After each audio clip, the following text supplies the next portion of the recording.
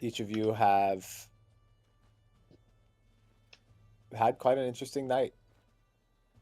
Starting out concerned that you would be able to get the Gumpy Bears on your side, and ending out that the Gumpy Bears uh, truly believe that Risky, the decently tamed but rather untamed bear companion of Atia the druid, is been claimed king of the bears. The party has gone on for quite some time now. You guys have had counsel. You guys have had some moments to talk amongst each other and get to know each other. And I will give the floor back to you as we are, as we're hanging out. There's been quite a party going on tonight in game, and you guys know that you've amassed about 200 or about 180 soldiers to move on Misty Harbor at your beck and call. So I will open the floor for you guys to get back into your characters and to figure out what's next.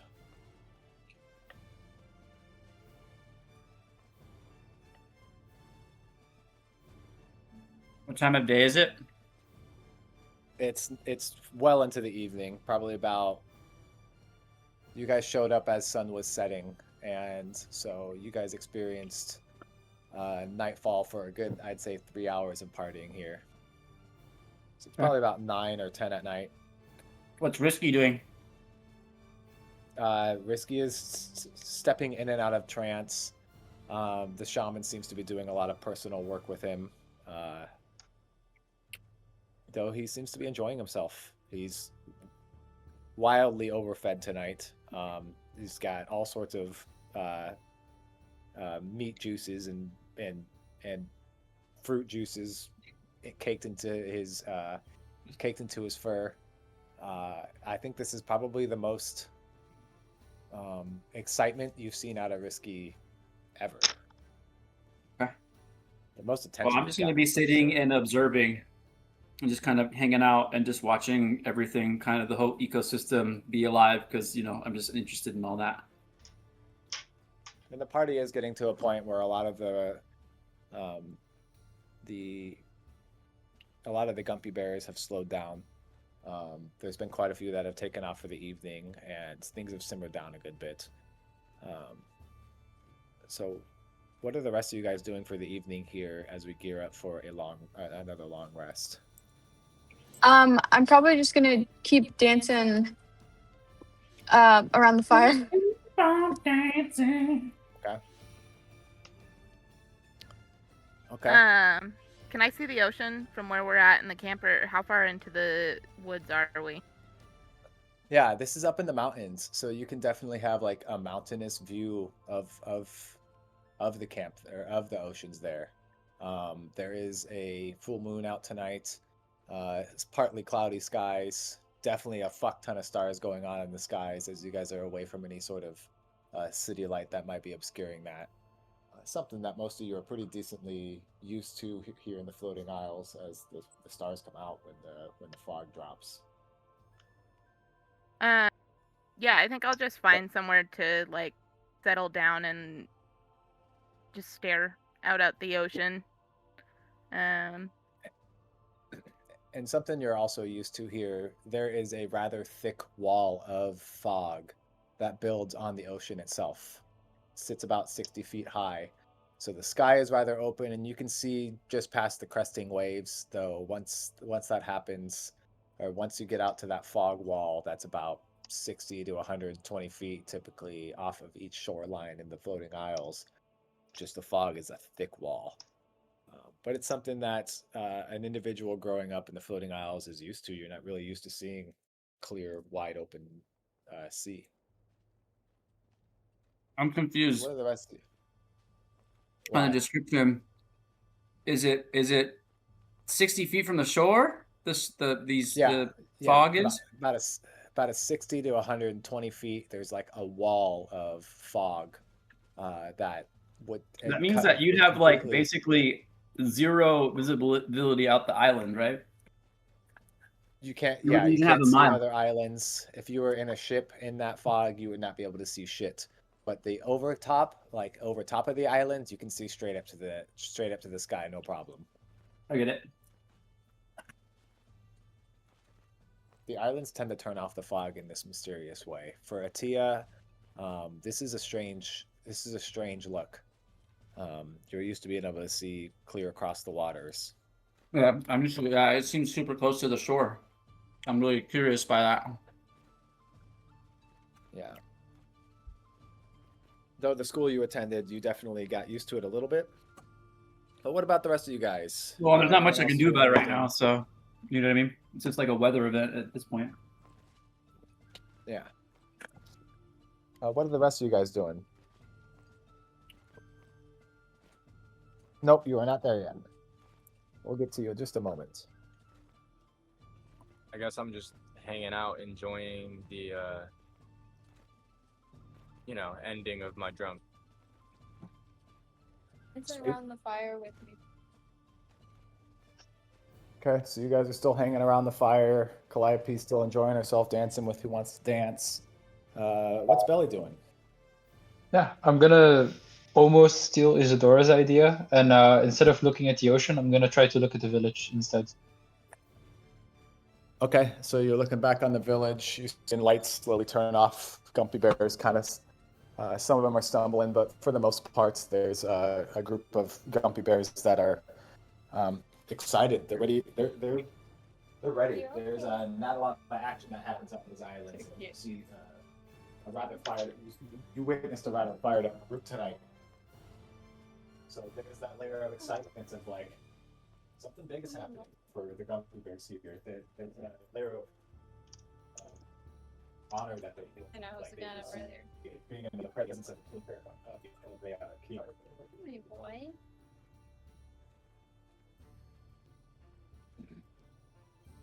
So as the night kind of slows down there, and each of you are have witnessed this big transition for Misky. I know. A little confusing, a rather mystical experience. We're gonna cut to the shores here as character has arrived on the shore. Earlier on in the day, during a massive storm, Johnny Locke, your ship was capsized, and you've found yourself swimming for quite a while, floating on your back, then swimming again, floating on your back, until you reached an island. And as you reached an island and you pull yourself ashore, tell us who we're looking at.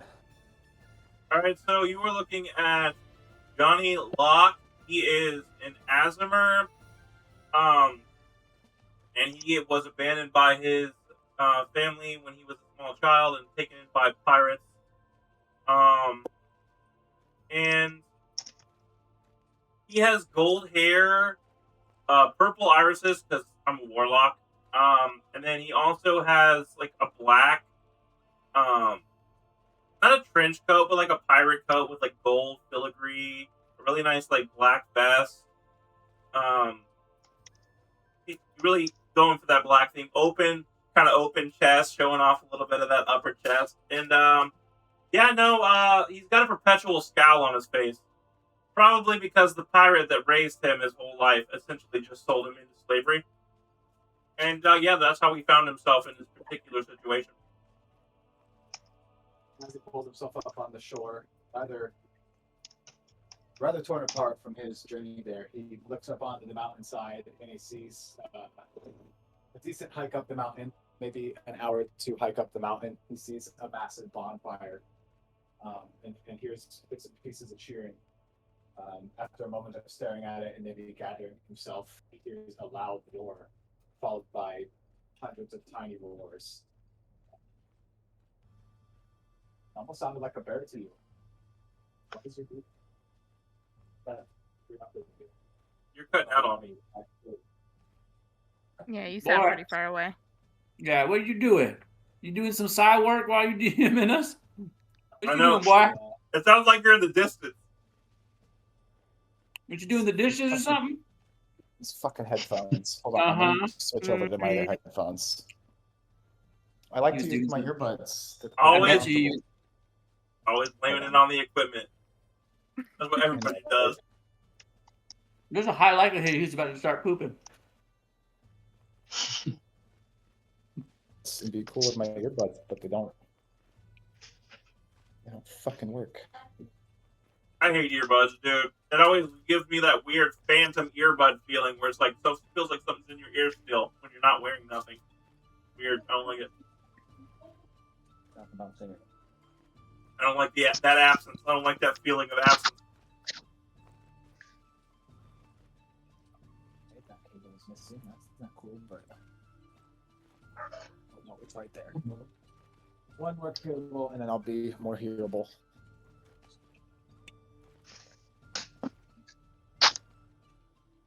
Plug that in.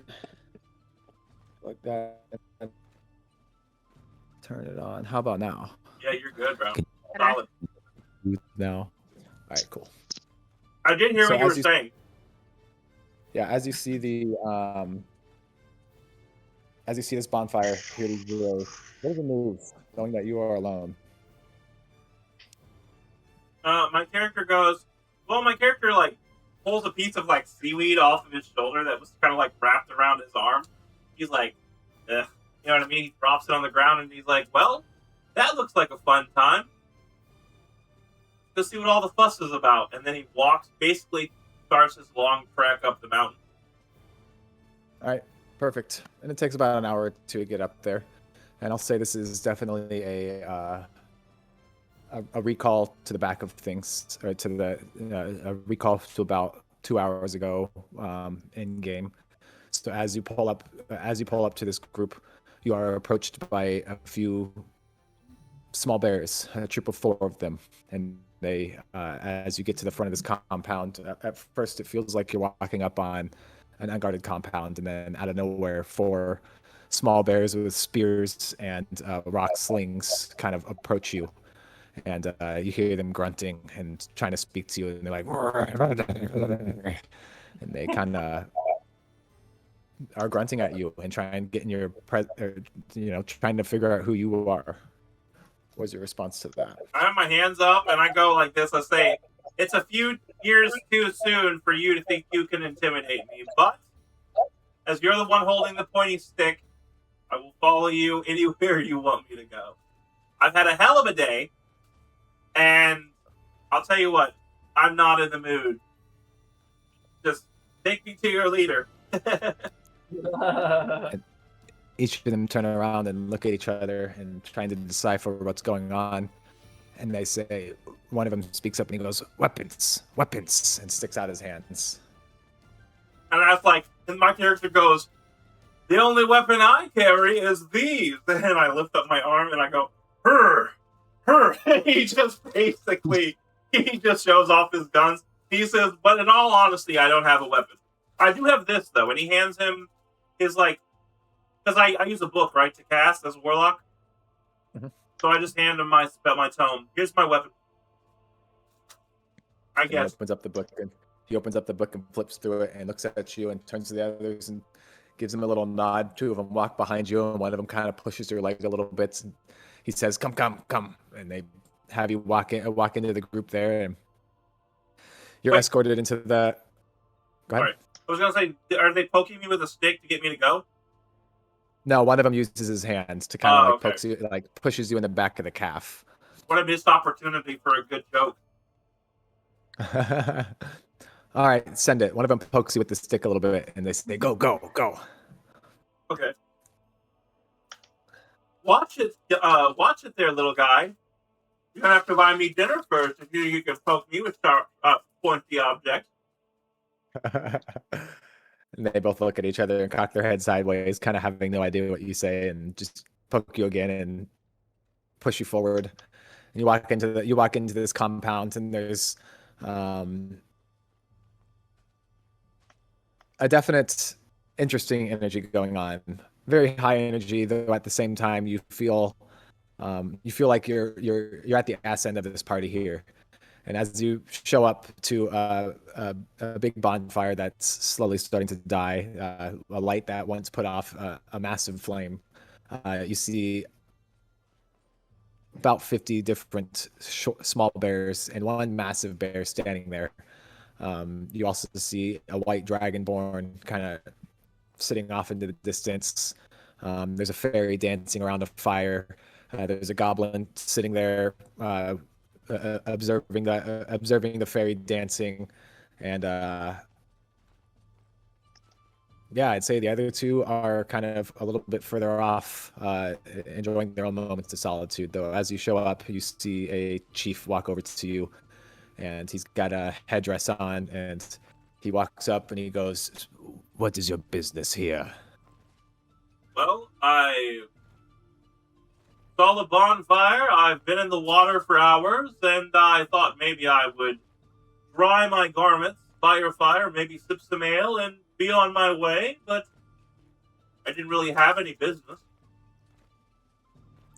He looks over at another individual who's got a staff with the skull at the top and a much larger headdress and spikes or teeth, a teeth necklace around his neck.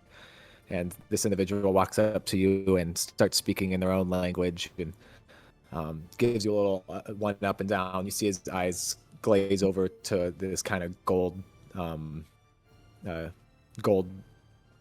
low light, and as he looks over you, he looks back to the chief and gives the chief a little nod, and the chief says something in their native language, and individual walks up and grabs you a drink. As the individual brings you up a drink, it's a fermented fruit, almost like a wine, and he says, the chief says, Come sit by the fire. No funny business." And as you come sit by the fire, sitting across from you in the fire is a small goblin and a fairy and another group of Gumpy Bears. With a stiff drink and a fire, and hopefully good company. Well, this is what I would call some serious hospitality. And I'll kind of open up the floor to Falto and Calliope, as I believe the rest of you have kind of parted from the direct line of the fire there. To introduce yourselves, what does he see? You go first. Sees a small. Hold on, 1 second. Do you want me to go Yeah, first? sure, go first. Okay. You know yours better. Okay. You see a small little fairy with like long, thick white hair. She's like, her skin color is very, very pale. And right now she's wearing like leafy clothes, like she made it from leaves. She has darker blue like markings around her body. Some fun jewels that are around the forest area, and long, like transparent, sparkly, white and golden wings. And I'm just dancing around the fire. Here's a little picture. I wonder how good this will show. Good enough. He doesn't look very small in that image, but yeah. Just pretend I'm very small, like Okay. literally this small. About Dancing 8 around, inches floating tall. around. All right, and I'm And then you like also see a 4 goblin there. I'm like 4 feet tall. I'm a goblin with pale green skin. I have a classic wizard's hat with a black robe that's all adorned in a bunch of gold, not real gold, but like gold colored, just fashion all over it, designs and symbols and things that I need for whatever. And then I have a necklace, and I have a very chiseled face and a goatee and a quarterstaff that I carry. I have a hard time growing hair right here. It's really obnoxious and annoying. I don't really like it at all. Yeah, I can't I grow can't hair grow it right here, dude. It's so annoying. I can't grow here, or here. Oh yeah, I I'm can only patchy get as this hell little- right here. Sorry, we got off topic there, but Lovely. I'm still salty about it.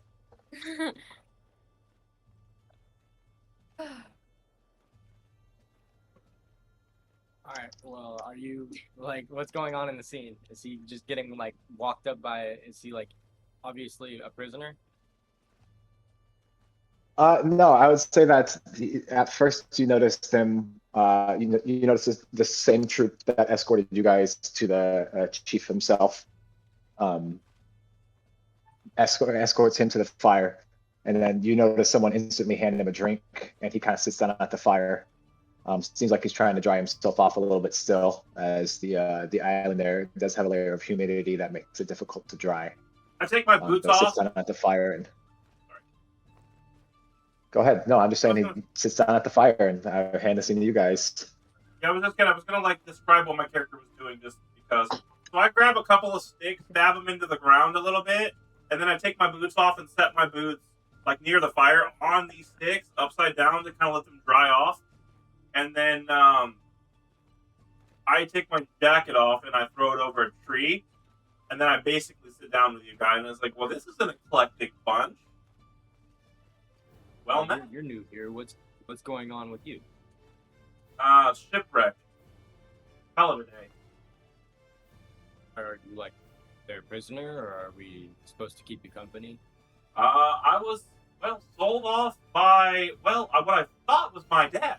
Now, I knew he wasn't my dad, but he was the father figure in my life. Sold me to slavers. Can you believe it?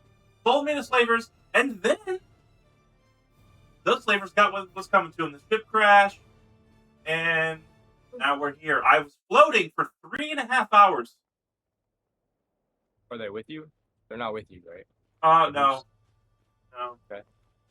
That's good. There might be one or two running around. I don't know what happened to them. Okay. I'm glad to hear that you got away from that crazy story you have. But how do you end up here? Like on this, in the campfire? Why are they treating you so kindly? What did you say to the Gumpy Bears? Nothing really. I just told them that I didn't really have any business, and they led me to a fire and gave me a drink. These people really know how to treat a mug. And I just kind of like grunt and like let out a sigh, and I just say, it's because he told the truth. Honesty is the best policy. That way, when you do lie, they believe it. One of our friends came here from a shipwreck too. You have to catch her tomorrow. We talk about our tragic past. Bonding. It's a bonding experience. Well, has anyone filled you in on what's going on here? I have no clue, but it looks like a grand time. We're celebrating for prepping for a war. Oh, well, not a grand time then. No, it's a celebration. It was a fun time, but tomorrow we ride at dawn, according to the Gumpy Bears. I don't know what I'll be riding, as I don't have a steed. Well, I'll be riding my neither do we. It's okay. I'll be riding my 2 feet into battle, I I guess. think they meant it as a figure of speech. Oh, yeah. Once my boots dry. We'll all be riding our 2 feet. Other than I'm pretty sure maybe, she's floating. Attila will be on the bear. Have you The king. Can you see the bear? I don't ride risky typically. I'm a little bit heavy. I am as well. Actually in real life, I actually have to ride a Clydesdale. It's insane. 317 pounds. Big boy. That's how much you currently weigh? Yeah. But I'm a lean 317. I mean, as I say, if you exercise, I mean, that's you can do a lot with that. Yeah, I go to the gym every 5 times a week. Sorry. Getting off topic though. Dang. Lucky. He's a truck. So you guys are hanging out around the fire. A good opportunity to maybe get to know each other a little, do some introductions. Though, as you guys are starting this layer of introduction, the chief walks back up to you and says, "You, Johnny Locke," and he says, "State your name." Johnny Locke, former privateer. and really currently unemployed, available for hire. If you need a good, if you need Look, a I'm good. trying not to break character because Atia wouldn't normally find this shit funny, but I do find it funny. So Atia's not laughing, but I'm laughing, and Atia's laughing on the inside. So I am available for hire. I'm quite capable. I do believe. I mean, not to toot my own horn, but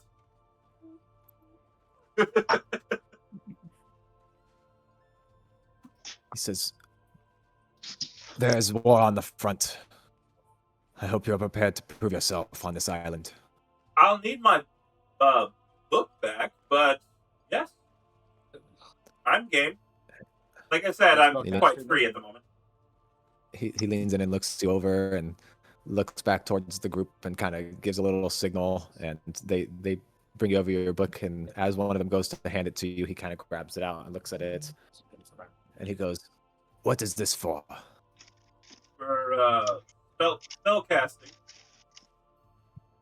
That's how it's my medium. That's how I cast my spells via my patron. All right. Like you've been warned, no funny business here. And he hands the book back. Looks at I just the want to rest of say you. too that Atia's character finds the Gumpy Bears absolutely fascinating because they bridge the gap between wild animals and not wild animals. And so everything that they're interested in, everything that they do, their culture, all that shit is just so fucking intriguing because of that weird connection point. It's very strange. Did he hand me my book? Sorry. Yeah, he just handed you your book. So I open the book, I grab out like the hollowed out pages. I grab out a bottle of rum. It's a very small bottle of rum. I was wondering if this could be like a never-ending bottle of rum. It's my gifted to me by my patron.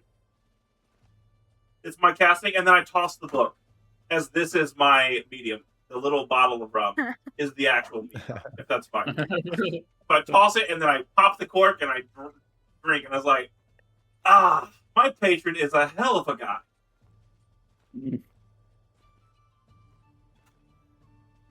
As you say this, the chief kind of calls to Risky, and he says, "Gather your company. We must talk a little further."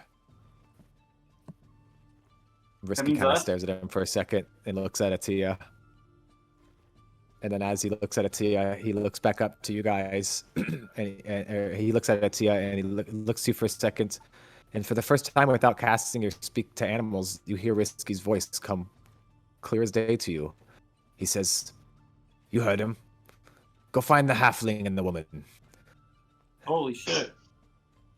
And this is also the first time this is also the first time that Falto and Calliope have heard the voice of Risky clear as day. Calliope, you know your spell has dropped that Cassian gave you.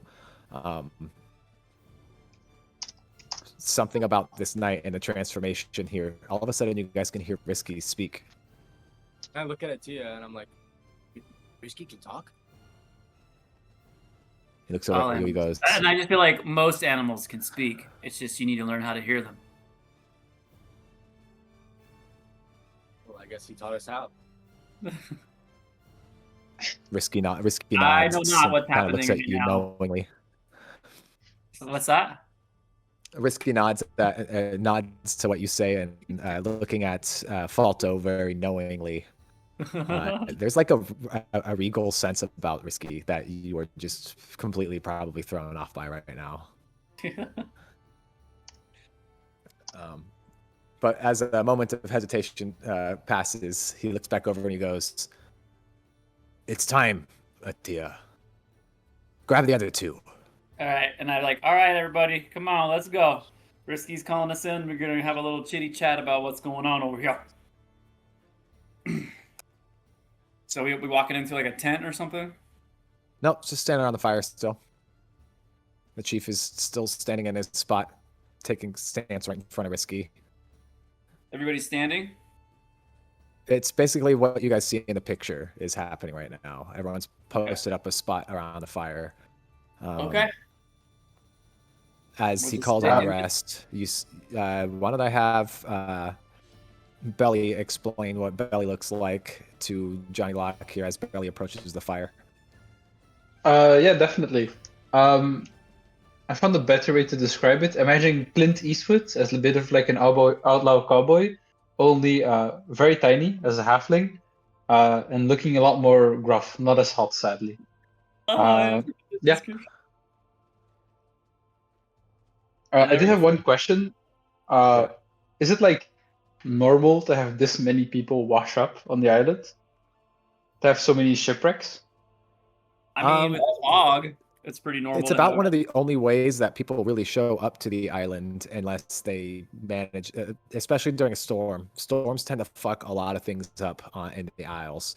So you are kind of aware that when storms happen, random people show up to the island. Ships wreck all the time around your guys' island, as your island is has quite the rocky perimeter. Okay, thanks. Good to know. You see this half-sized Clint Eastwood come sit down by the fire, maybe grabs the brim of his hat a little bit, pulling it down. And as you do, you look back up, Johnny Locke, and you see what do you see, Isadora? Yeah, you just see pretty typical height, like 5'7", 5'8", half elf. She's in kind of similar garb to you, where it's kind of like that long coat, like a navy blue long coat,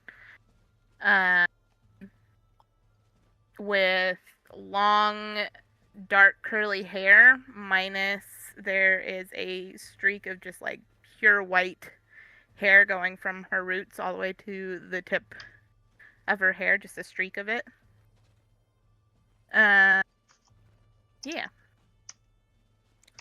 Well, as she comes down and sits down by the fire, you guys are also joined by a Goliath who seems to be rather hammered and quiet, but trying to keep his balance a little bit. And everyone sits down around the fire, and the chief looks up towards Risky, and Risky in this like trance-like look. For the first time for Belly and Isadora, Risky speaks up, and you hear him say, "War is upon us in the morning." Your bear talks now. I'm drunk. All animals talk. You just have to know how to hear them. And he says, "Your attention, please. We will be amassing troops to take on the goblins in the morning. It is a 2-day travel from here, so we'll be setting up camp. The way of the Gumpy Bears is a way of direct siege. Be prepared to take on the goblins head on. We could attempt to make things sneaky, though. With this big of a force and with how much noise we made tonight, they will surely know that we are knocking on their front door. As Canyon Isle is ours." And as he says that, some of the Gumpy Bears cheer a little bit, and he throws up his hand. And everyone goes silent for a second. And he looks down towards the chief, and the chief says, "Are you all prepared for your moment of glory on this island?" I'm on the I look over at the goblin of our group and I say, "What about you? How do you feel about this adventure we're about to embark on? These are your people, after all. I mean, I don't want to presume, but they are goblins. You're a goblin, you know."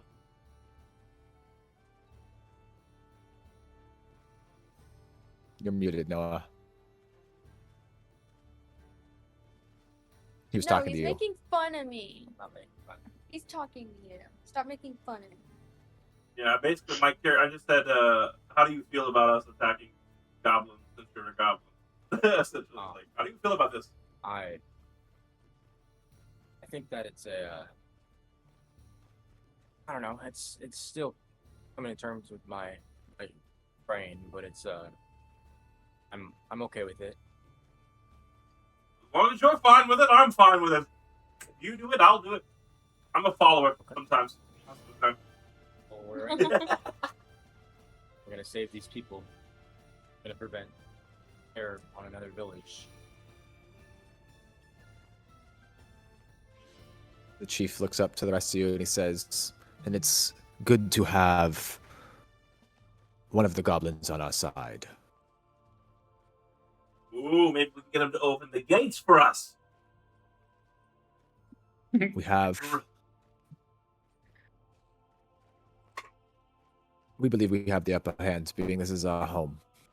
Though the numbers do run tight. How many goblins did you say there were to face? Of 200. Yeah. Sorry. 200. We will have met match decent to our own. We'll have to fight strong. We'll have to fight hard. Have you made contact with the Northern Isle yet?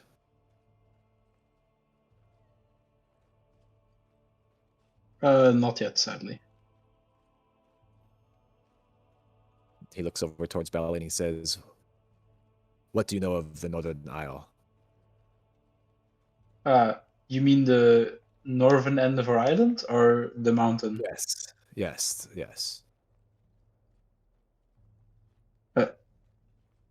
Which one? I'm sorry.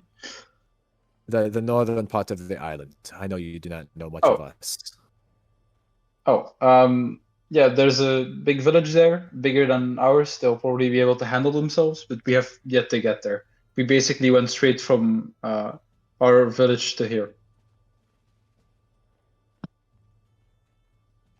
All right. We've kept to ourselves for many moons and do not know the situation outside of understanding that goblins are trying to take over this island, and we will not have that.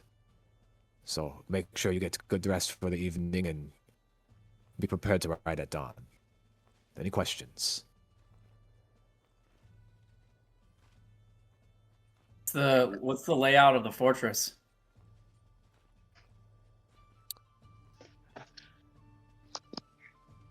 That would be something that probably Belly or Calliope open up about, and because they don't fully know, one of them would mention that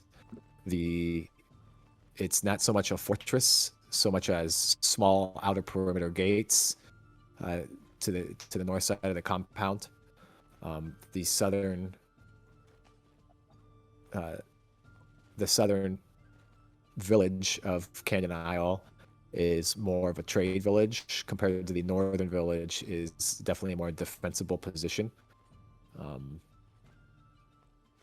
The road that you guys will most likely be leading towards has a decent open field just outside of the village itself, and they would probably ask you guys not to push too intensely into the village to preserve the village itself, so the war doesn't take place in the village when it does happen. Okay. So if reinforcements. What about? Do we have any word of them being able to have any reinforcements or anything like that for their side?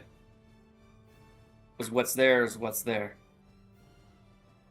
And I think that would be a question for Falto. Falto, roll a history check for me.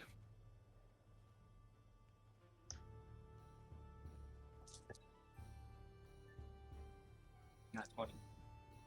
Not Oh, 20. shit. You heard word that there would potentially be more ships to arrive. Though you, as well as anyone who's been sailing the floating isles, knows that navigation is rather difficult, and you are not sure what you guys were expecting them within the 2 weeks that you've been on Canyon Isle, and have not seen or heard of any reinforcements actually showing up. though you do expect another 2 to 3 ships showing up with another load of about 200 at some point, but you're not sure There was where they might be. supposed to be 200, 300 more. They were coming in 3 more ships, but we haven't. It's been weeks, and we haven't heard any word from them, and we expected them in days after our arrival, not weeks. So I think we're left here on our own, but they might find their way here eventually. So we should keep our eyes open. Always. The seas It's have been. It's hard getting through the fog. And the seas have been incredibly turbulent. I should know. I was recently in a shipwreck. Hopefully, they all shipwrecked on some other island. Hopefully, they didn't We're not shipwreck sure. at all. Well, Hopefully these are they're- the goblins we're talking about. We don't want them here. Oh, okay.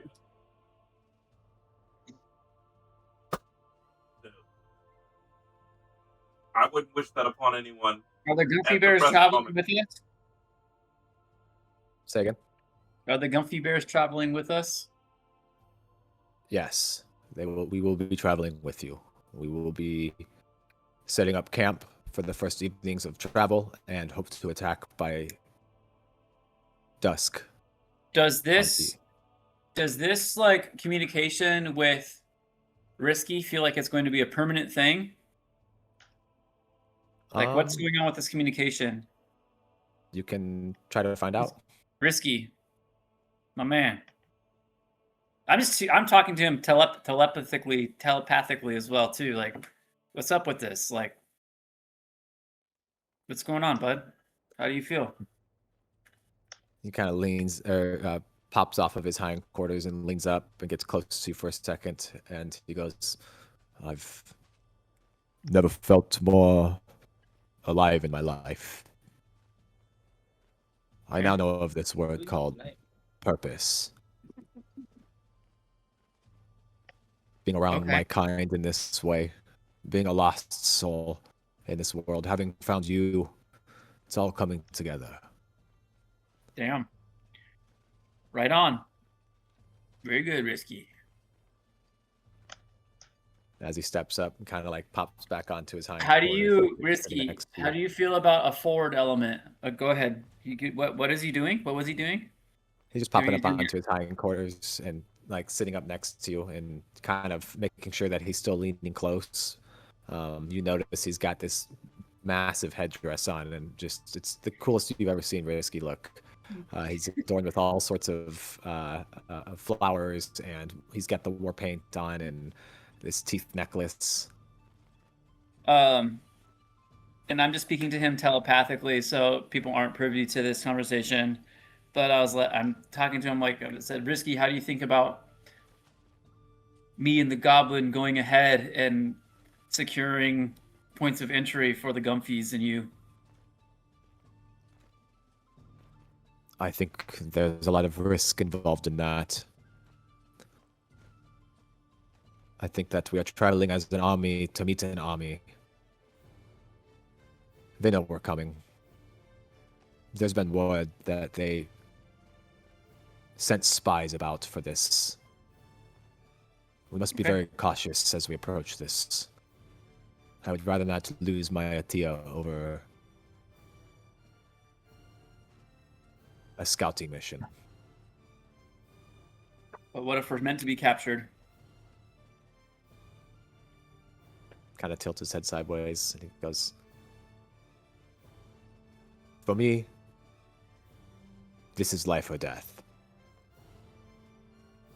We make a stand and show these fuckers who they're messing with." Are you feeling violent, buddy? Kind of see him like shrug his shoulders a little bit, and he goes, "Have you known me to feel any other way?"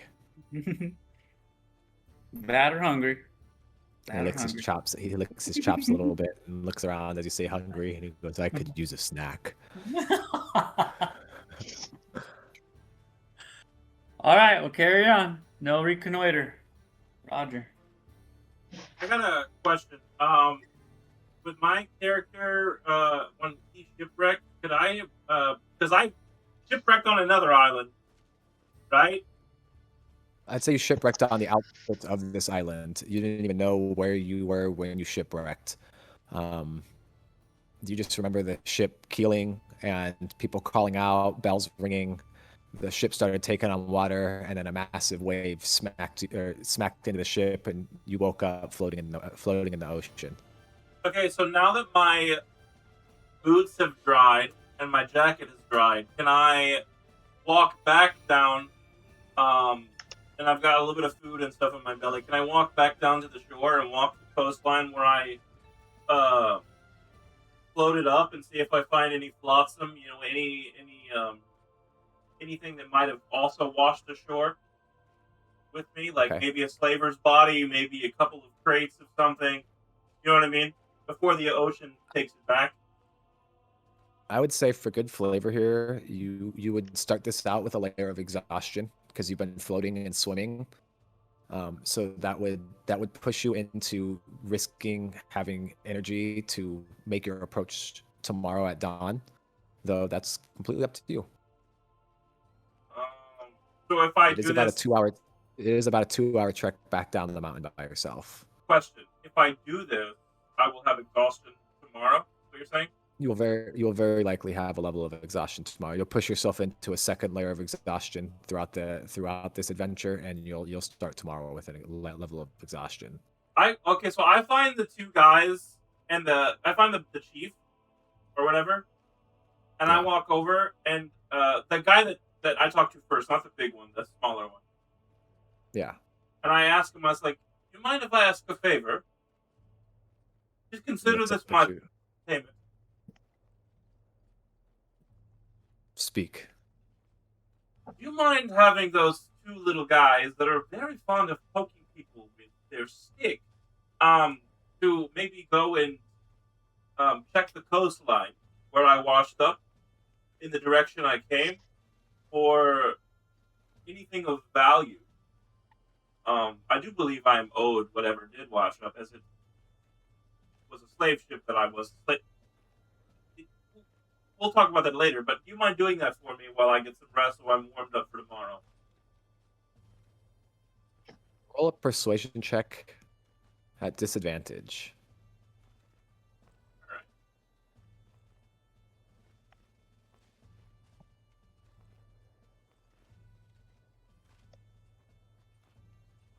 I do have.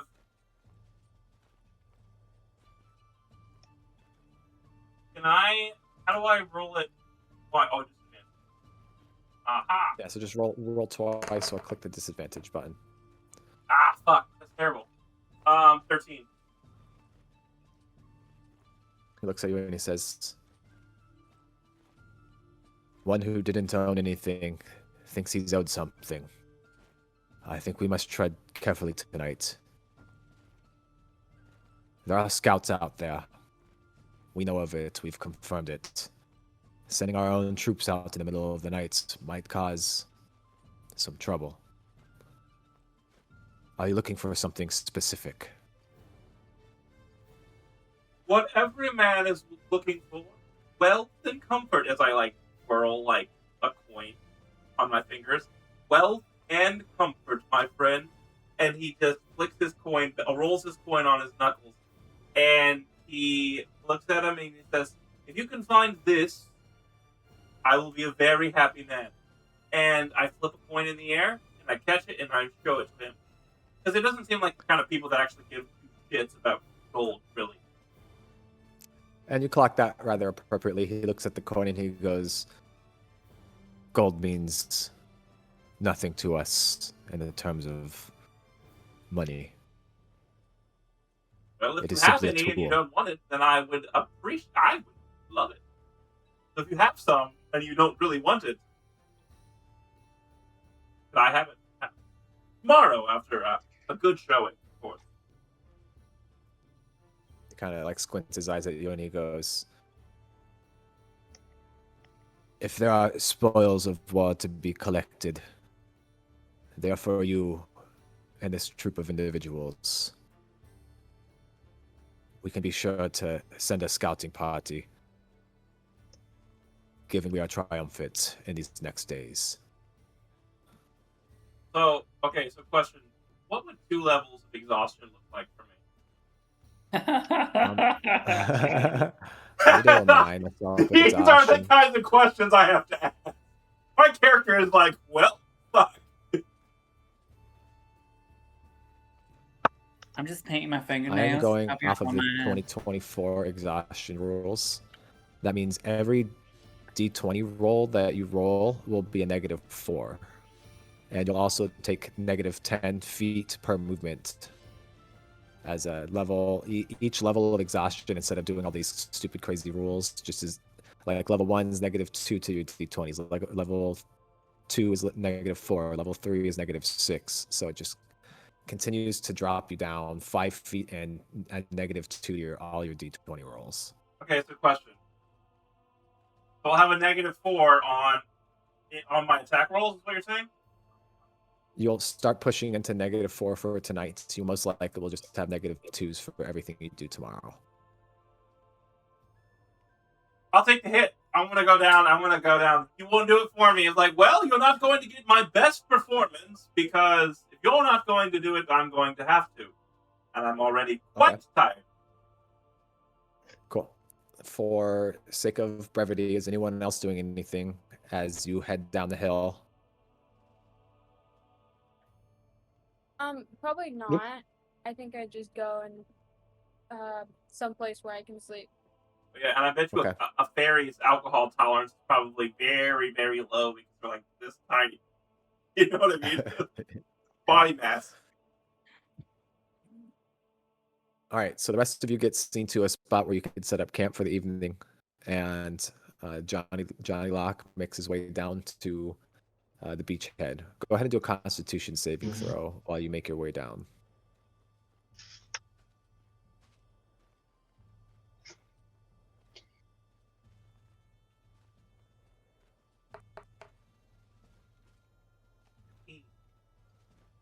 $15. Oh wait, no, I lied to you. It was a plus. No, it's a 15. It's a plus 3 on saving throws as well.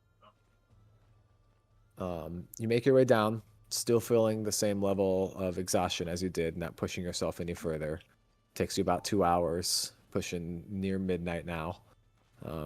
Everyone else has gone to sleep and is resting for the evening. You make your way down to the beachhead. Moon is outlit. The fog is about 60 feet offshore.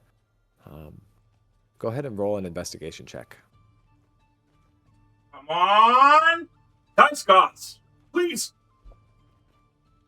Roll, you son of a bitch.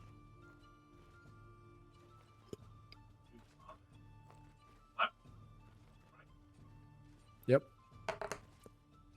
Oh, yes! There 22. we go. Hell yes. It was worth it! You do notice some shipwrecked parts. Taking about 20 minutes scanning the beachhead that you had landed on. You take a moment looking out over shore, using your experience as a sailor. Notice the drift is heading northbound. You follow the shore a ways from where you landed, and you notice the shipwreck getting more, or pieces of the ship getting more and more intense. Out in the water, about 30 to 40 feet out in the water, you notice a couple of bodies floating in the waves. You see a couple different weapons, spears, swords stuck into the ground around you.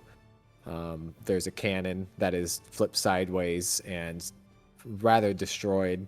Been completely waterlogged, that is washed up on shore as well. It seemed to be still strapped to the plank of ship itself as it was bolted down. I'd say with that roll, you also notice a single chest on the shore.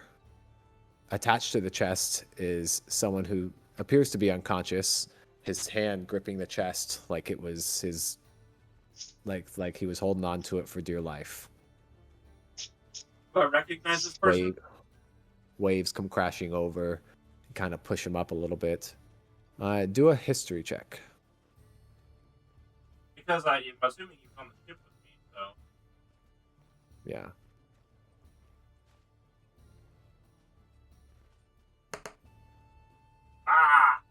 Nine. I'd say you do not recognize. For the most part, you were bagged, so you kind of don't have an idea of really any of your captors. You might have heard a name or two, but you do notice that this individual is dressed a little nicer than what a typical pirate, and is definitely not a slave. As you kind of approach, still laying in the water there. A wave comes over and kind of pushes his body sideways. You see another body on the ground that's very clearly in rags, and there's something about this individual that seems a little bit more royal than the rest. Alright, I'm gonna grab the guy, and I'm gonna take the guy that in the nicer looking clothing, and I'm going to move him a little bit further up the beach. The water isn't the waves, the tide isn't coming in and hitting him constantly. I'm also going to drag the chest up a little bit, and then I want to also take the spear on the beach. That you said there was a spear, right? Yep. I want to wrap some rope around it, and I want to try to throw it at the bodies that are floating in the thing, drag them in. That's fine. Okay. When you go to grab the body of the individual, and we'll say for extra good flavor here too, given that you were a slave for a little while, as you go to grab onto this body, you recognize he is wearing your clothes. And we'll kind of retcon that moment of this is you kind of recovering your shit that you might not have had, as I kind of oversaw that you were a slave on a ship. Okay. And so this guy, as you go to grab onto him, you're like, holy fuck, this is my jacket. Oh, And as you you go to grab onto motherfucker. him, do a dexterity saving throw. So it was like literally his actual set of clothes. Dude's wearing my shit, bro. He's wearing my shit. This fucking What guy. a bitch. I know. I'm like, who the fuck does he think he Is is? he alive still? Not for long. Do a dexterity saving throw for me. Not for long. He's not. This fucking guy. Fucking get him. 14. As you go to grab onto this body, instantly his hand grabs onto you and his eyes open, or grabs onto your wrist, grabbing onto his collar a little, or grabbing onto your collar that is his now. He grabs onto your wrist and pulls you close, and pulls himself up for a second. He goes, those eyes, and he looks up at you. He says, save yourself, and he starts coughing up water. I'll be like, I believe you're wearing my shit. And then I just grab him by his face, and I just Eldritch Blast point blank right into his face. I'm just gonna grab him by his face. You're wearing my shit. Eldritch Blast. I don't even care. This guy pissed me off. Hey, don't wear my shit. You can take my shit and put it in a chest, but don't wear it. What kind of creep are you? Freaking creep. Yeah. What are you doing? As you grab onto his face, you hear him say, "No, wait." I mean, like, what's that? Huh? I will when he says wait. He says, "I can." And he kind of looks around and he goes, "Where? What's happening? Where's our captain?" And he looks up at you and he goes, and you see his eyes just go like wide and pinpoint, and his face ghosts over for a second, and he kind of like looks down at his clothes and looks back up at you, and he goes, I could pay you. I can give you all the riches in the world. What do you want?" First of all, I want you to get up, strip down, so I can have my shit back, and then do a little jig, and then fuck off. Leave the chest while you're at it. Do an intimidation check at advantage.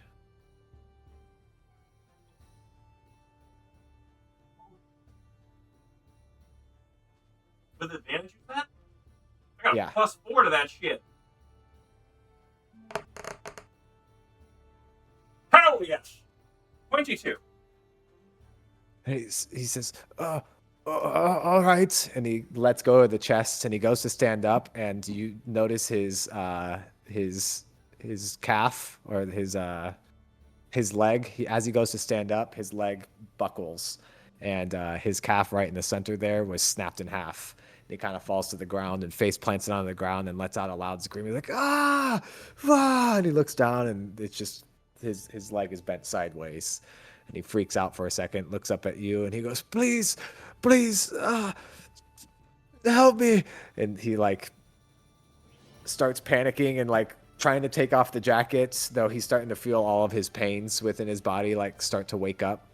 He tries to stand up again, like misreading that he can't stand up, and falls over again and like bounces his head off the chest a little bit and Jesus. looks back up to you, and he goes, what do you want? I can give you anything. I look at him. I cannot jig though.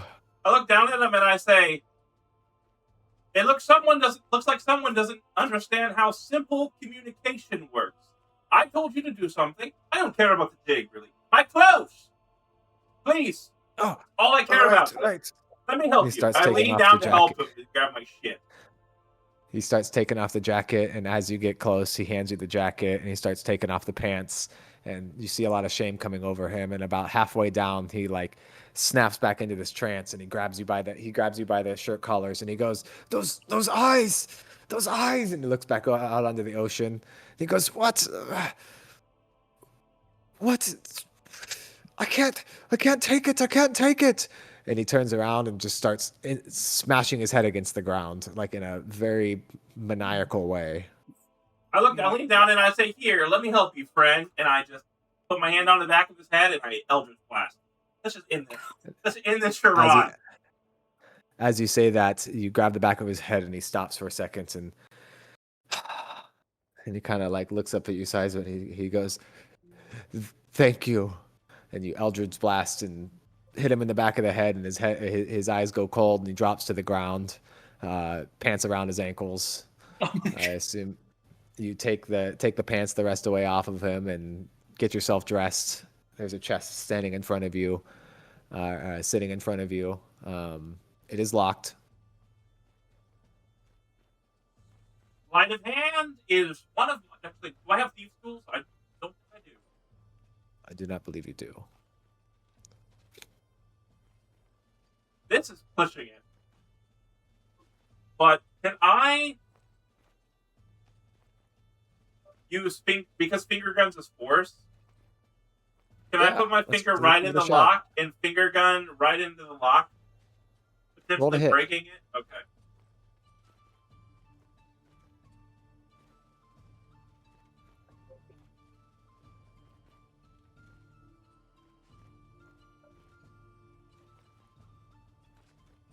Because it is a vocal component spell, what is your and somatic? Somatic obviously is pointing your finger guns, but what do you say as you go to shoot this? Obviously, bang. All right. Apple 20! Hell yeah. Oh, yeah. Boom. And it fires off a round, and the lock snaps open. You open up the chest. I love this spell. I blow up my finger. You open up the chest, and you see a stack of scrolls. You see a conch. You see a stack of different fine clothes, 4 sets of fine clothes, and you find a gold bounty of about 250 gold. Hell yes. I take everything, and then I also wonder to myself, like, why the hell was he wearing my shit when he has perfectly good clothes right here? But I pocket everything. Right. Can I look at the scrolls? Do like a cursory check, because I kind of want to gather these other bodies real quick that were floating, and then get some sleep. And I'm actually going to sleep on the beach. I'll find a nice tree to lean against. Try to get as many Z's as possible. Cool. Okay, cool. You do an investigation check. We'll say you gathering the bodies doesn't take very long. We'll just make that happen. Oh, for the scroll, do an investigation check for the scrolls? Yeah. Okay.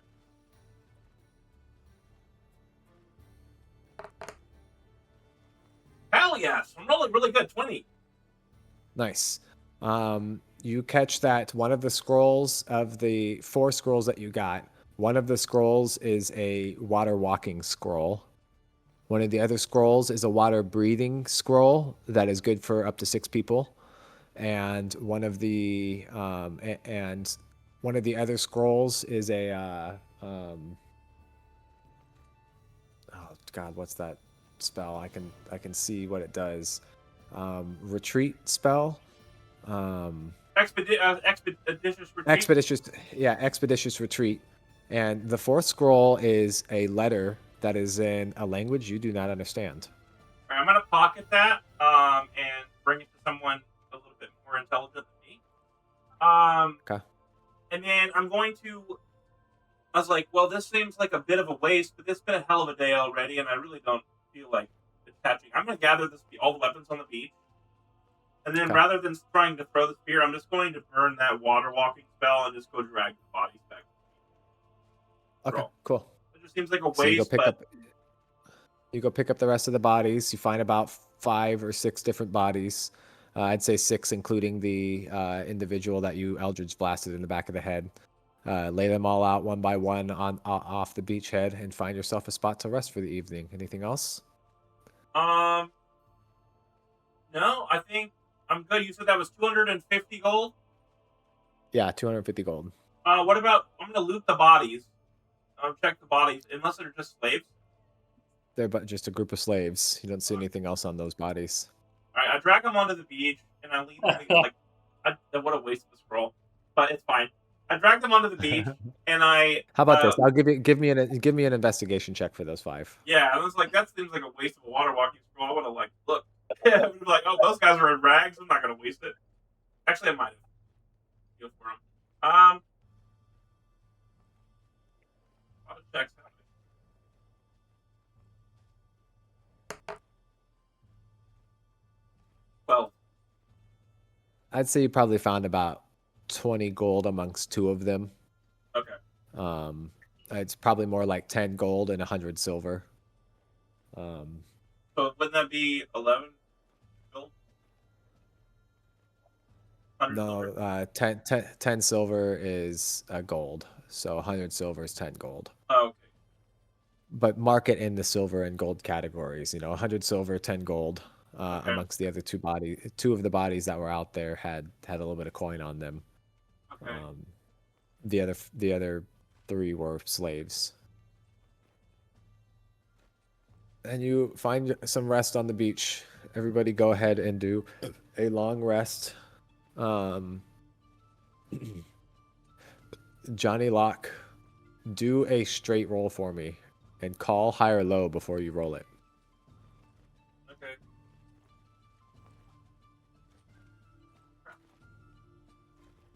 Is it a straight roll? Yep, straight roll, call high or low first. I've been rolling really good, so I'm gonna say low. All right. Fuck. Johnny Locke, for good flavor here, as you wake up in the morning, you have 2 goblins standing over top of you. You wake up to one of them poking you with a spear, and you hear them going, and the other one speaks up, and I believe you understand them, yeah? I know Goblin, yeah. And as they speak up to you, you hear them saying, "What are you doing here? Why have you come to this island?" The other one speaks up. I say, I have come to this island not of my own. So I say, I here by accident, essentially like broken ink. I said, I'm here by accident. I washed up. They both look at each other for Taking a a second nap. and look back at you, and he goes, "I like your jackets. Give it to me." Damn, robbing you. I look over and I said, little guy, you are not it. You're not Himothy, all right? Let me tell you. And I look up at him and I say, and I have had a hell of a week. Please fuck off. kindly. As you say that, the other one pokes you, and he said, "Give the jacket, give it." I look at it and I say, they never learn. Can I just? How close are they? Both 5 feet away from you. I just said they never learn, and I go to get up and to look like I'm going to take my jacket off, and I go to hand the jacket. As you try to, oh, okay, so you're trying to take it off. Go I'm ahead. going to take it off, and then as I go, I'm going to drop it in front of them. Okay.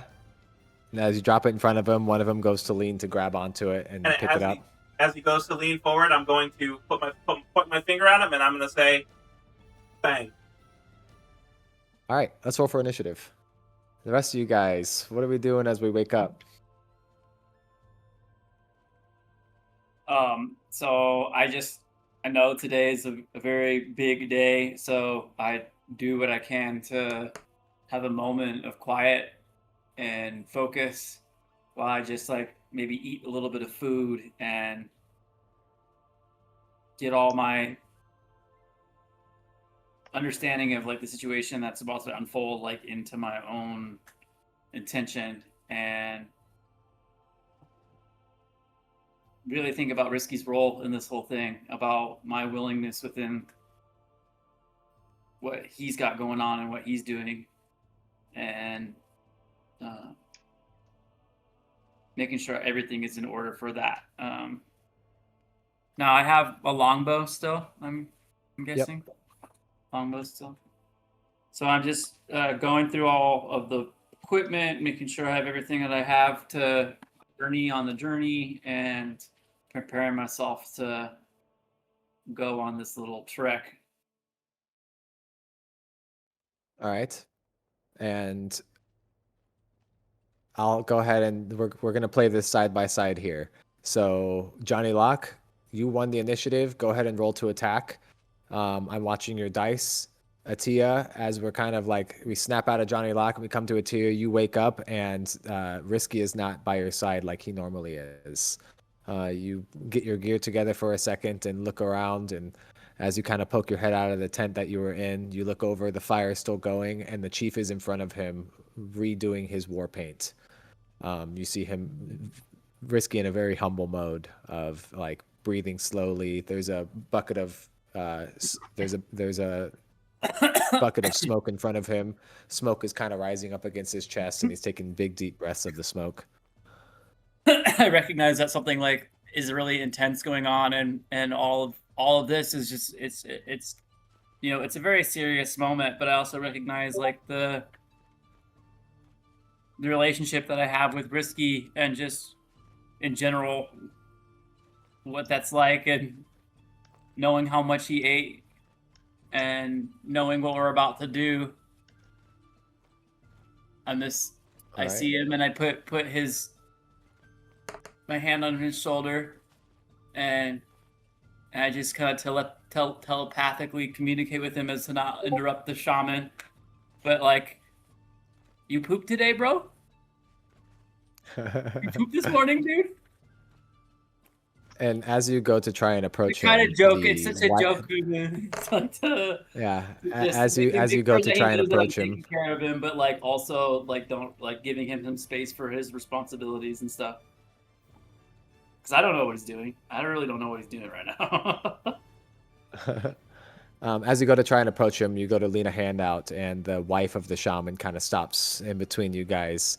You say you got to poop. You poop today, Risky, and she smiles at you a little bit and puts her finger up to her, or puts a paw up to her mouth, kind of in a shush moment. And Risky, you hear him kind of giggle a little bit as you say that. And we cut back to Johnny Locke, who takes his first 2 shots and cracks one of the goblins in the side. What was your roll for damage there? 8. You hit the goblin in the side. It drops him, kind of catching him. How do you want to do this? Paint us a picture. All right, I want to. Is it this one's dead? Dead? Yeah, This you dropped one's that dead? one. All right. Yeah, I was just like, what a weak little. Why did they try to steal my shit? Anyway, all right. I basically, as he goes to lean forward, I just put my finger right underneath his, right against the side of his head, and I said, "Bang!" And then his head just explodes. And I want to look over at the other goblin, that one that actually asked for the jacket, and I'm like, "You still want my jacket, or do you want to And fuck off?" as you say that to him, he lunges his spear at you and connects with a 19 plus things to hit. And he does 7 points of damage as he connects his spear with your chest. Oh God! This And the move is to you as we connect with another individual. Go ahead and roll quietly and tell me what you got. And who else is waking up on the at the Gumpy Me. Bear compound? What you guys Me. got? I'm basically doing what Tia did, except part of going to risky. I'm just gonna wake up. I'm gonna pray, even though I'm not religious, but I'm gonna like pray, like, please, if you hear us, send all the help towards our troops. And then I'm gonna go out to the Gumpy Bears and have them do like cool paint. All right, cool. And as you kind of set yourself up there, do a little bit of a meditation. You find some peace within yourself. Definitely a big day that you're preparing for here. And as you prepare, as you kind of gather yourself, a moment of peace. We cut back to Johnny Locke, who's on the beach, just got speared in the chest. And as the individual pulls their spear back, you catch Johnny, you pull back your finger guns and swing them over and take a shot at the next individual. And as he kind of steps back from his spear shot, catch him right between the eyes and drop him. I think I need to move rooms real quick. There is a meeting happening in this room that I need to raise for. Hey. Get the hell out of there, boy.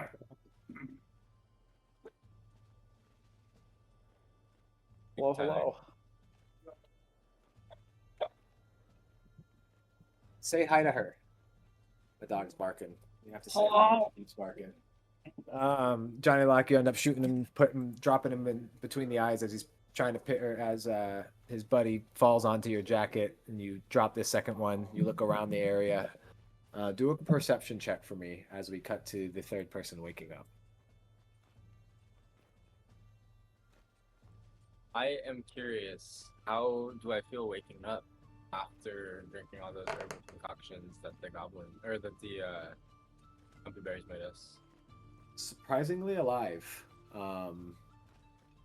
Definitely used to waking up with a bit of a headache, especially being a goblin and drinking such shitty drink. You feel pretty good today. What are you saying? That goblins drink shitty drinks? What are you saying? What are you presuming?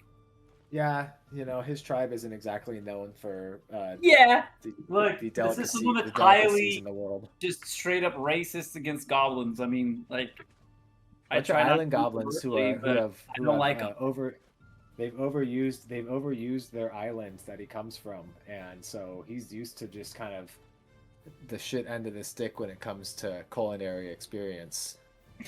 All right, then I am waking up and just stretching, getting ready for battle. Preparing myself mentally. And as we cut back to you come outside and breakfast is ready to rock. We cut back to Johnny Locke. What was your perception roll? 16. You look around and you feel it's quiet for the moment. Though there is a layer of discomfort that you woke up to a scouting party on the beach there. All right, I am going to. I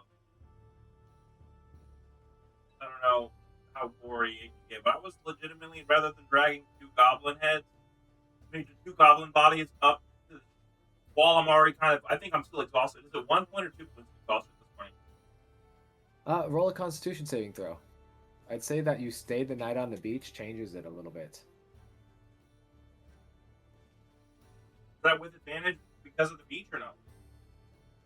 No, just a straight roll.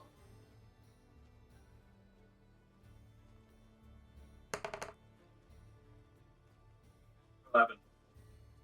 11. A 10 was what you were looking for. Because you stayed on the beach, you negated that disadvantage and a higher DC. And I'd say, surprisingly, you're waking up feeling pretty fucking good today. You can go ahead and just take a straight roll on that. All right. Can I search the 2 goblins? Yeah, you do a quick search of them. You don't find much. You find about 27 silver pieces on the 2 of them. There's a pair of daggers on one of them, and they both have spears. Question. I'm not trying to take up too much time, but did you set up 20 pieces? You said 27? 27, yeah. So a question. How do I add a scroll? Because when it says scroll, it's just levels. Just do a custom item. Okay, and it's just one scroll of water breathing because I burnt the other one, right? Yeah, and a scroll of expeditious retreat. Okay, yes. All right, and then same thing for the letter. Or do you want to add that later? Yeah, I would add that as just a custom item, a letter in another language. Okay, after looting the bodies, I'm going to toss them back into the sea. I know I haven't actually had my patron, but because of my level, but background-wise, I have met my patron. You know what I mean? Yeah. So I'm going to take the 2 goblin bodies and the body of that one guy I killed with my Eldritch Blast, and I'm going to drag them back to the sea and let the tide take them. Okay. As my offering to my patron. What? Can Sweet. you explain that to me a little bit about what that all means? So it's like for a warlock, you have to there's something you have to offer in return for the power gifted. So my thing is I'm kind of like offering any enemies that I kill personally near the ocean. I have to give to the Fathom. I think that's fine. So if I kill them near the ocean, which we live in a world where it's all islands essentially, so I'm pretty damn near the island. That's gonna suck if I kill them in the middle of a massive island. I'm gonna have to drag them all the way to the shoreline. But it is what it is. But so I'm going to take them just to the edge where the tide can take them. He'll take it from there, and then I'm going to try to head back and report that there were goblins on the beach, which I believe to be a scouting party. I'd say that's easy enough. Just make this little sacrifice. As you're looking around, you don't see any other goblins headed your way. Though you do hear. Well, who's next to wake up? Cut back to whoever else is waking up, either Isadora or Belly. Yeah, I think I just wake up. I kind of have a morning routine of cleaning and sharpening my rapier before I go and try and find breakfast or whatever. Okay. Too easy, and it's a nice little peaceful morning for you of really making sure everything is put together, and you guys are preparing for a rather big battle, probably the largest battle that all of you have really experienced. We cut back to Johnny Locke, who's down at the shoreline there, and he's preparing himself. Or what else are you doing? I'm just heading back to report that I found the Goblin Scouts and to basically regroup with the rest of the group before they head out or to attack the Goblin Fortress or whatever. And I also wanted to check my pockets to see if that guy, after taking my clothing, left anything for me. He's so silly. Well, he was wearing my clothes, so he might have had his own shit. No. This is D&D. You do what you want, man. He might have his own check shit. your pocket. I just get to laugh if I think it's silly. I'm a You loot check your goblin, bro. pockets. You realize that if he had anything, he put it in the treasure chest himself. Okay. As you're kind of checking through your pockets, you hear from a distance a conch lay out. And this immediately wakes up Belly, who is the last to rise. Belly, what are you going through as you prepare yourself? Outside of like the normal preparations of preparing all of my gear and getting ready for a big battle, I'll probably kind of turn to the others and go like, man, I'm surprised I don't feel more hungover, considering that I think I like hallucinated an extra person, and like the bear started to talk. I've never really experienced that before while drunk. As you come out, you do see Risky in ceremony with the shaman, and 100+ Gumpy Bears are starting to amass, war paint on, weapons in their hands, giving hugs to their loved ones, and amassing around the central fire there. Kind of waking up the idea of maybe this all wasn't a hallucination and this shit's really going down right now. We cut back to Johnny, who hears this loud horn, and simultaneously within the camp, you guys start hearing drums. Boom, boom, boom, boom, boom, boom, boom, boom, boom, boom. And as the drums start to go off, each one of the Gumpy Bears starts falling into a formation, and the chief looks up and he says, "Ready yourselves. We march. We're about to march." And as he says that, a bunch of them start getting together and getting into their little formations. And he looks up to the group of individuals kind of waking up in your camp, and they're going through your morning meditations and eating. And he says, "There's time to rest tonight. We will find camp halfway and prepare another march for tomorrow. It's time to move." So do the Gumpy Bears have like a general commander that's like not the shaman? Like who's leading the Gumpy Bears? The chief. The chief is. And so do they know where the camps are and all of the things that are associated with like the logistical framework of their army? Like is he in control of that? Are you asking this, or are you trying to glean the information? I mean,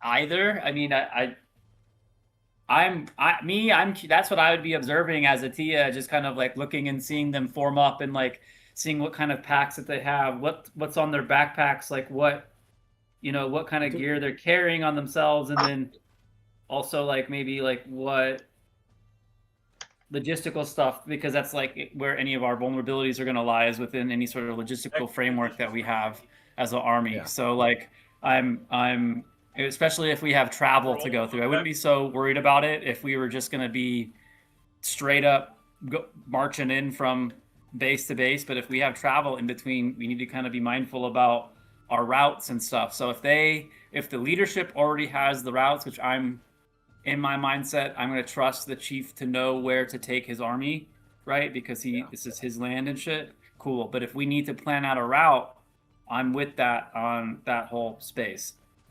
Yeah. And I'd say the route you guys took in felt like a pretty, it was an easy walkable route. As you're looking amongst the group, you see tons of spears, swords coming out. There's quite a few individuals with bows and rock slings. And so is there seemingly some sort of cohesion within the ranks? Are they forming up into just a one mass or a line? Are they all of the spearmen in one area and the... Yeah, I'm getting there. You definitely start to see little formed groups coming together. Shield groups. There's a bunch of individuals with kind of like a shield wall that are starting to form around the central fire itself. You see most of the ranged individuals are starting to form towards the back, and then like swords and spears are up towards the front. And you look over at Risky, who's on his knees in kind of a prayer in front of the shaman and the chief. And the shaman does this little circle around Risky, and you see the smoke coming out of the shaman's little censer. And as the shaman does a circle around Risky, the chief starts doing an incantation, and you see like a smoky line of energy moving from the shaman's, or from the chief's voice, or from the chief's voice and his chant into Risky's mouth. And Risky taking a deep breath and kind of shaking his shoulders and blinking through it. And Risky kind of looks up, stands up in a very, and catches himself in a very similar mirroring way to the chief. And then the chief turns towards you, towards the front of the lineup. And as he does, Risky turns in a mirrored example. Like they're moving cohesively. They're moving at the same time. And he lifts his right arm into the air, and Risky lifts his right arm into the air, and everyone starts cheering as he's got his hand, paw kind of extended up into Like e the air. puppeteering it almost. Almost, it feels like this layer of maybe puppeteering, and you see this golden tint in Risky's eyes, and then he drops his hand as everyone starts cheering and letting out this yell with his arm in the air. He drops his hand, and everyone goes silent. And all the shield bearers immediately hit their shield once, go, "Huh," and drop everything down. And you notice this like way more organized cohesion than you would have anticipated from this group. And the chief kind of lifts his chin up into the air, and Risky lifts his chin up into the air, and you hear from Risky's voice, "Today we march under the guidance of the new King of the Gumpy Bears." And as he says that, everyone starts cheering and like sense another layer of excitement go into the air. And the chief lifts his arms. Chief lifts his arm. Risky lifts his arm at the same time, and both of them drop their arm, and everyone goes quiet again. All the shield guys hit their shield once, going "Oh," and everything goes quiet for a second. Johnny, from the beach, you can hear this, and you know that the troops are starting to get themselves together. Better hurry. You sensed a way in, but you immediately kind of gather yourself and start moving your way up the hill. Johnny, while we're waiting on this scene, I'll go ahead and have you level up. Welcome to level 2. All right, question, by the way. How many pairs of fine clothes did I find again? 4. 4. Yeah, my brain, bro. It's hot here, dude. That's it's like right. 97 degrees, and it feels like 106, 107. That's all right. Understood. We cut back to the group there, and Risky walks up to Atia, and he and kind of like breaks loose and walks up to Atia and the rest of you, who I assume are gathering around, getting your last bits and pieces together. And Risky goes, "We prepared to march." Ready, bud? Are you ready? And he leans down and he goes, "I've never been more ready for anything in my life, my friend." And he looks All back right. at the chief. He looks back at the chief and looks at you, and you notice this gold tint around his eyes, and he goes, "The chief will be watching from afar. I will be leading this. I hope you trust me." I surely do. And I hope you trust me. And I smile and wink at him, and then I wild shape into a crow, and I just perch on top of him, just ready to ride along with him. Because I Sweet. typically don't ride on Risky, because I just I don't really see him as a mount, but right now it's like kind of showing me that I'm trusting him. So I'm putting myself as a small animal, and I'm riding on top of him. Also, the Raven has a lot of benefits when we're traveling, so. Right on. And unless anyone else has anything to say about it, you guys will begin your march down the mountain toward Misty Harbor. Drums playing, boom, boom, boom, boom, boom, boom, boom, boom, allowing you guys a little bit of rhythm to your march. And these troops of Gumpy Bears, 180 strong, marching in symphony. And that's where we're going to go ahead and take our 5-minute break. Hell yeah.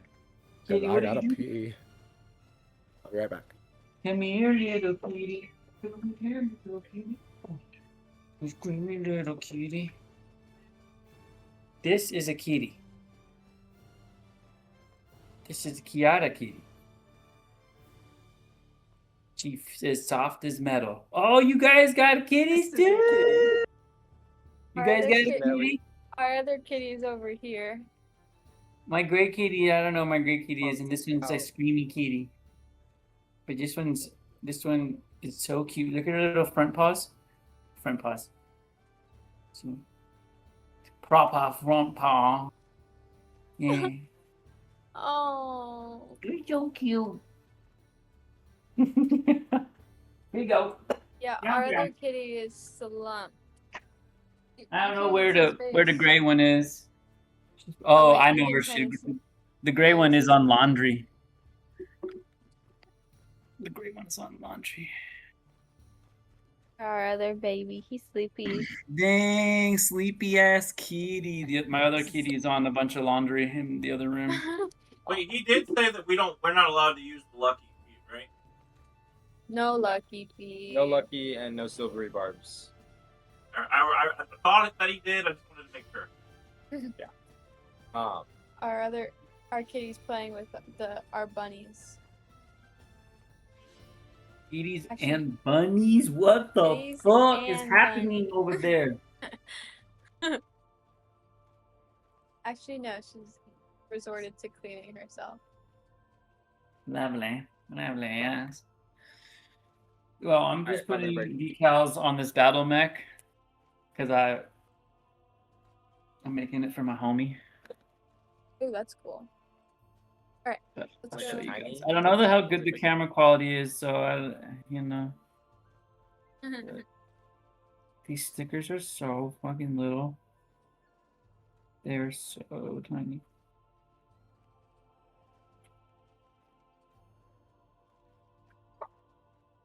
That's a sticker. I don't know if you can see it.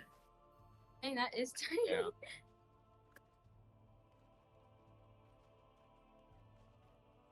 This is the night star for my homie. I don't know if you see it. Okay, can't even tell Those what are the. cool. What the I heck? can tell what it is. It's cool.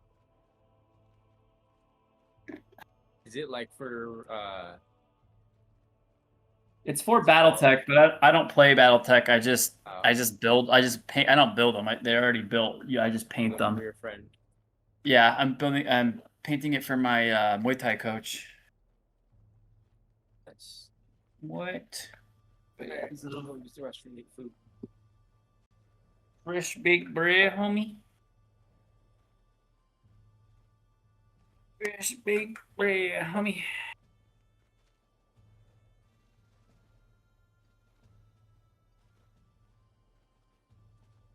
Did that goblin almost one-shot you, bro? I only have 11 health. Leave me alone. I killed 2 goblins. I know, but I'm just saying, like, wasn't that scary? Like, dude, this. That would have these sucked. bodies Yeah, are that would have sucked. No, no. But I got him. No, you're fine. No, it's fine. It's all fine. I do thought have. he wasn't gonna be. I just was surprised. I shouldn't say I was surprised because it was your first encounter, so I'm not surprised. We all got hit pretty hard. Like, I think my first hit, I think I lost over 50% of my health. I think I almost died actually on one of my first hits. Like, I got fucked up. Yeah, I got knocked all the way down to like 1 HP by the time I was done fucking brawling with that thick boy. No offense. No, you're good. I almost. I lost more than over 50% of my health too. Yeah, right. So it's yeah.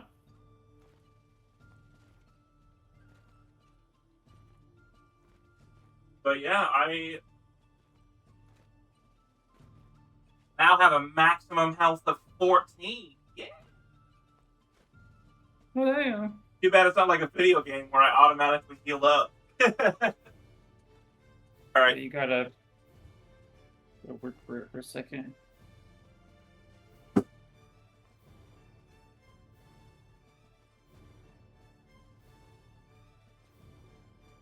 Oven brats.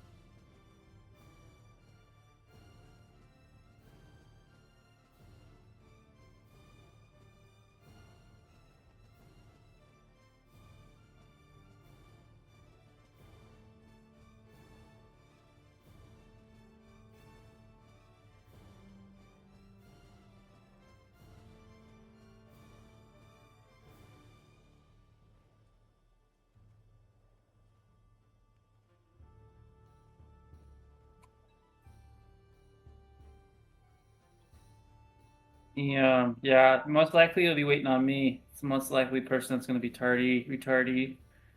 Wait, Sorry, I'm who so has 14 retarded. hit points? I'm sorry that I'm retardy. Who What? has 14 hit points? Who said? What the heck? Oh, like 8. You have 18? Yeah. I mean, to be fair, you are a to be fair, you are a tiny You're a Very. small creature. Yeah, if you got hit I know. once, that would I be have- it. I have 32 hit points. God dang! Why Oh do you my have The 32? god! barbarian. Yeah. This is the most sturdy fairy I've ever seen. He's a barbarian. A barbarian. A barbarian. Hey, I'm you can't be the only pun around here, bro. You're not the Fucking only. barbarian, dude. Ah! Hey, you're not the only Alright. punny person that exists. Dude, this motherfucker right here. Don't Yeah, challenge. you. You're muted, bitch. No, not you. You. You're muted. You're muted. Yeah, you're muted. Fuck. Oh, fuck. I gave you guys very important information and I completely forgot what I said. Oh well. Damn, man. I don't know if Johnny. Can you hear me, Johnny? All right, perfect. We're due max HP in this campaign, so you got more than you think you do. Oh, okay. Because crits just absolutely smack.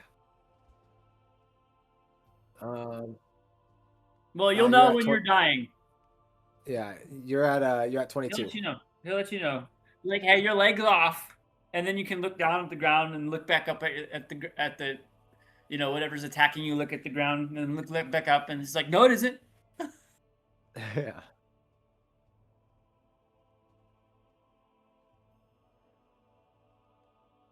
Because you leveled up, you're at 22, but you did take that damage still.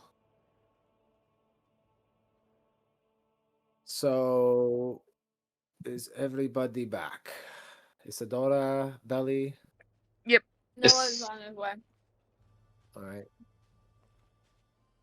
Had to handle a delicate situation. Okay, do you need a moment?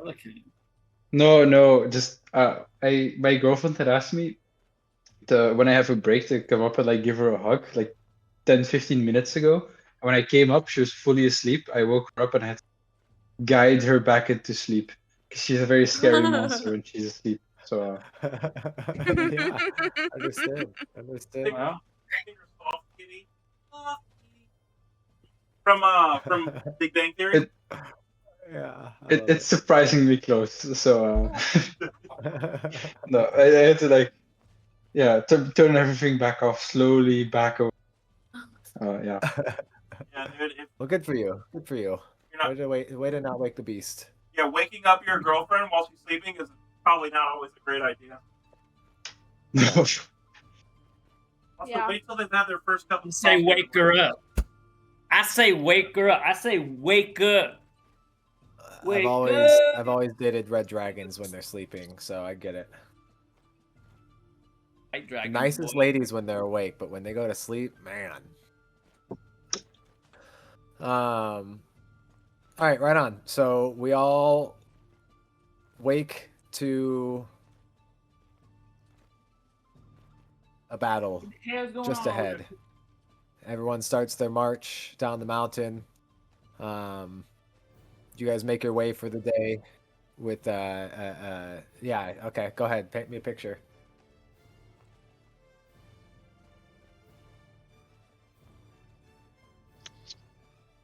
So I run up the hill and I'm like, wait for me! I'm coming! I hear you guys marching the opposite direction. I'm coming up, you guys are going down. Just like, Yeah, and as you're running down, you notice a whole army has amassed of these Gumpy Bears, and Risky is leading the way with the party marching with. For the sake of brevity, you guys make it throughout the day just fine. If there's anything anyone would like to do while we travel here, speak up. I would like to. Can I just do a perception check as we're going for any animals that I have not seen so far Yeah. to take wild shape for? Send it. I'd also like to do 1d4 healing hands. Can I use that on myself or no? Yeah. Yeah. Yes, you Got can a- heal yourself got a with 4. the one hands. Got a 4? I think Yeah, so. you don't see shit. Nothing outside of the ordinary kind of birds floating around the island by themselves. I see that Exactly. I'm very focused on what's at hand right now. That there is a lot going on, of like this. So just Yeah. curious. In the general perimeter, you don't see anything out of the ordinary during this day of travel. Your healing goes just fine there, Johnny Lock. Nice roll. Yeah, I know the anyone else? exact amount of damage I took. I recovered. Great. Cheers to that. So, and just one more question to that. So, for my Look at this mug. Sorry, I didn't mean to. wild shape That's dope. creatures, I have black bear, cat, elk, giant centipede, octopus, and panther. You still have those as well? Yep. On your list? Okay. Yep. Yeah, your powers may have been siphoned, though. Do remember, everyone, Atia has been playing this character for 3 years, so there's a different layer of magic going on with him that is difficult to understand, but he's there. As we make ourselves into the evening, a long day of marching, small break for lunch, and then carrying on. Atia, this is the most serious you've ever seen Risky. He is marching forward, all fours, very head forward, very astute, very aware of his surroundings. Calls a couple halts at random points to go check ahead, send small troops ahead, and Good job, Risky. you see him in charge in a way that you just never would have anticipated. Fucking King of the Bears, boy. Isadora, Belly, Falto, Calliope, anything you guys are doing on this day of travel? Probably not really. I'll talk to my friend Gumpy Bear. Wait, is he there? Nice to meet you. You do not see him there. He is not amongst this group. Okay, then never mind. Gonna hang out. Yeah, he was one that ended up staying back to protect. How are you doing? Yeah, I guess in my case also nothing too special. Maybe a lot of keeping watch, to watch out for any goblin ambushes. Okay, Yeah, I'm go just ahead and alert roll. and- Let's have everyone do a group perception check. Question. I have Minus- advantage minus because a three, I'm already on did the hill, looking down I'd at say the. you've already this is you linking up with everyone and everyone walking together now. I don't notice anything. Six. Got a nat 1. Oof. 23. 3, nice, Belly. I don't know what I got. I got a 9. All right.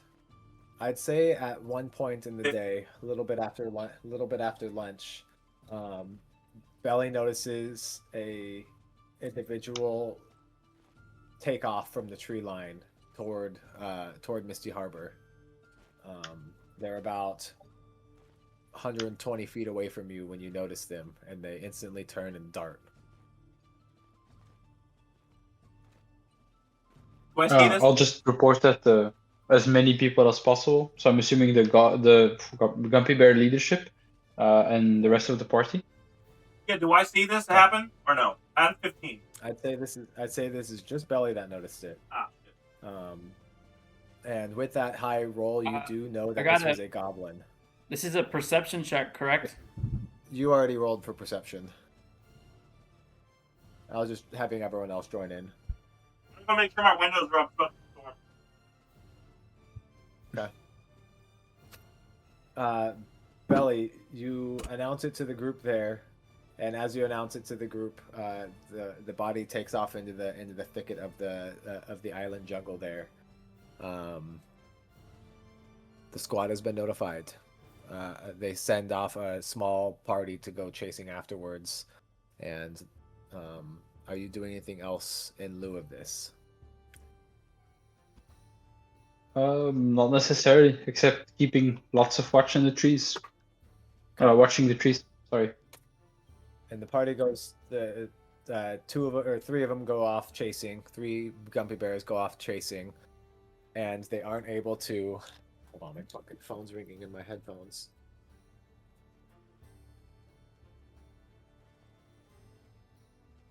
How's that look? Playing a game right now. Can I call you back? That's badass. All right, I love you. It's a Night Star assault mech. Daughter called me real quick. I'll always stop everything for her, just so you guys know. Nuh-uh. So we make our way throughout the evening. The 3 Gumpy Bears that take off to go track down this scout lose track of him quickly and return back within the next couple minutes, shrugging shoulders and not able to find the scout.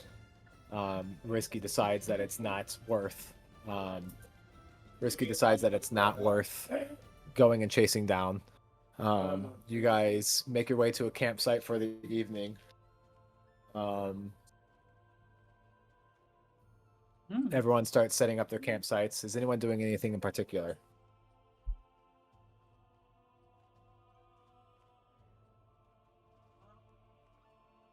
Just giving all the intel I can to the right people. Yeah, I'm Okay. going to go. Yeah, I'm going to go up to the big bear. If I can find him, or at least to his tent. I'm assuming. We don't sleep in a tent. We just sleep on the ground. Yeah, I'm just going to walk up to the big bear. Yeah. And I'm going to tell him that I seen the 2 goblins on the shore opposite where I washed up, and then I'm gonna see if he knows anything about the letter. I'm gonna produce the letter with the mysterious language that I don't understand, and see if he understands or anybody understands it. Okay. And I'd say as you show it to the group, you do get a sense that this group doesn't really, they have their own language and they barely speak common amongst each other. If you were to ask around the group itself, you could probably glean some information of the individuals who are not Gumpy Bears.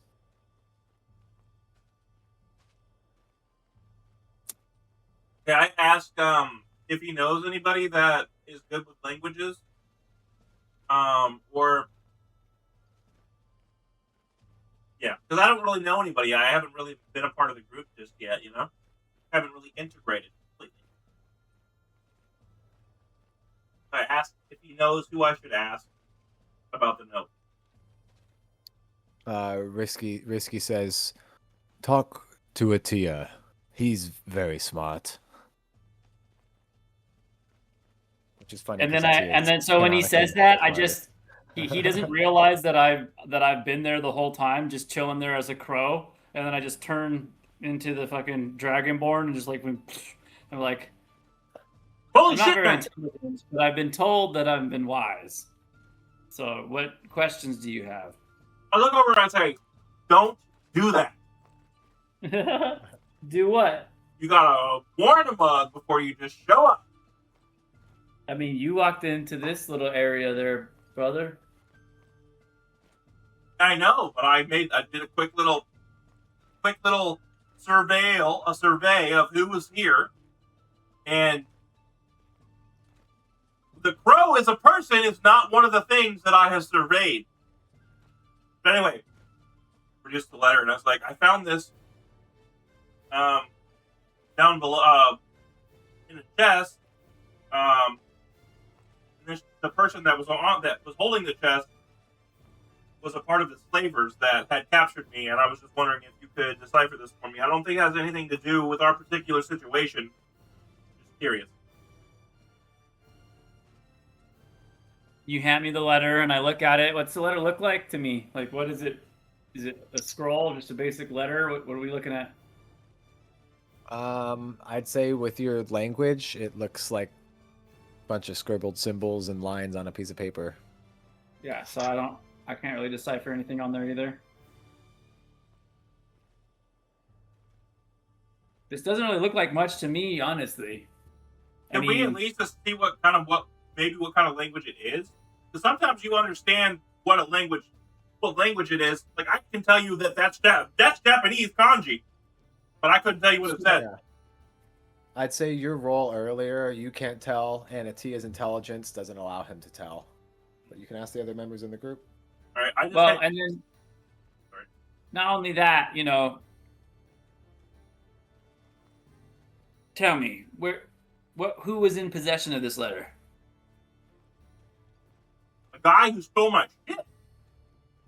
But I'm assuming he was somebody important. And this was also on the vessel that you were shipwrecked on?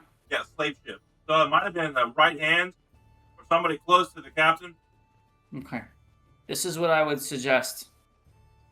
Right now, it's important that we stay focused on the task at hand, which is to eliminate the goblin presence on the island. Be mindful of this letter. Be mindful of others that might be able to give you insight onto what this language could be, because unfortunately I cannot. I'm not sure what this language is. But if you feel like that it's significant, I feel like it's worthy of understanding. Well, I can't read it, neither can you, so it must be something. I don't even understand. I don't even know what language this is. But Well, it was under lock and key, yes? yes, So it's information that others don't want others to know about. It's important information. agreed. What kind of information would the people that you're around want to hide? Well, the woman's name, I do know of the woman. I don't know much about her, but I have seen my former captain have dealings with her. I have been in meetings with her. Her name is Lydia Black, but I don't know. I know she's a slaver, but I don't know. Maybe she's a part of some kind of syndicate, a group of people. I'm not sure. What, you think this is some sort of language that they have to relay secret messages? Or maybe it's a dead language that they use to do so. Something along those lines, or encrypted, or just code. Gibberish What kind of does. information do they have that they need to actually keep it that secret, though? I'm not sure. Maybe shipping manifests, slaves, where they went, stuff like that. Slavery being wrong is no secret, I understand, and so but, there must be something else. yeah, but they don't want people to know where the slaves went or ended up. I don't know. Well, it's something to think about. That's what I would think about, is what kind of information that they would want to hold from people in the first place. Yeah, I'll keep it. I'll keep it in mind. When we make it to a city, I can see if anybody knows what this language is. I feel that once these goblins are taken care of, you'll be able to ask all the questions that you wish. Right. Get my head in the game. I'm gonna go get some rest and take my letter back. As you call to get rest, Risky calls a meeting, and this will be a call to understanding troops and what kind of firepower we have, and distributing firepower amongst the group.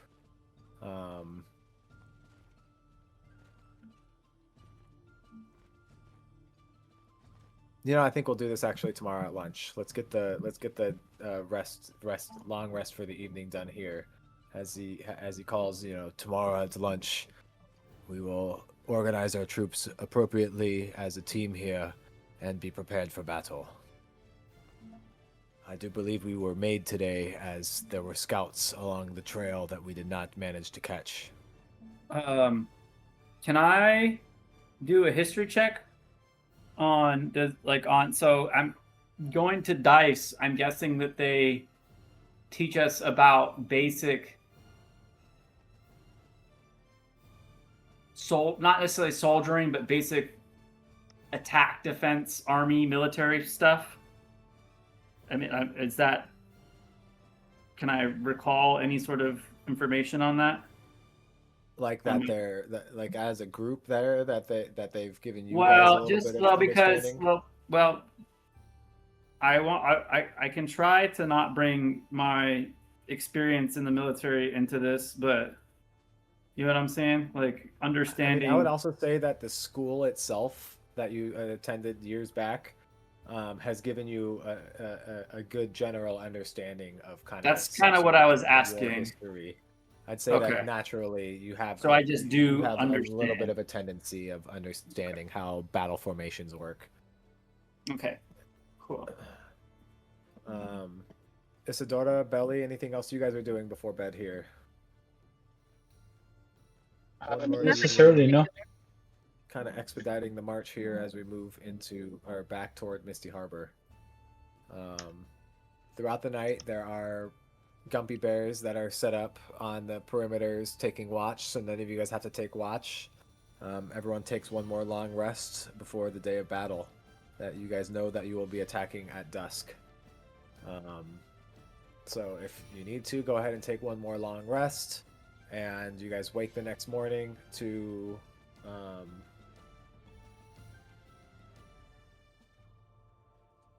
Gumpy Bears preparing themselves for battle. Gumpy Anything Bear, that you guys hi. would like- anything that you guys would like to do in the morning, talking to each other before we set on to march, getting to lunch, doing our final battle preps.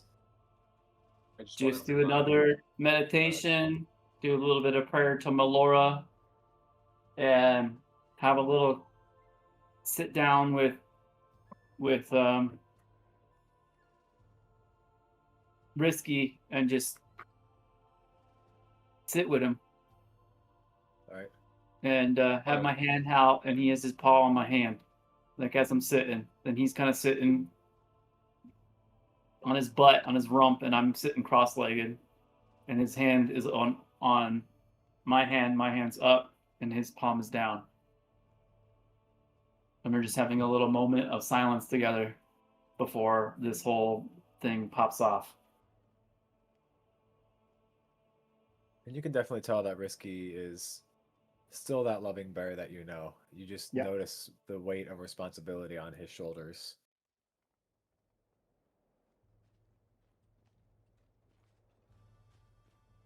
Anything from the rest of you guys? Help paint a picture.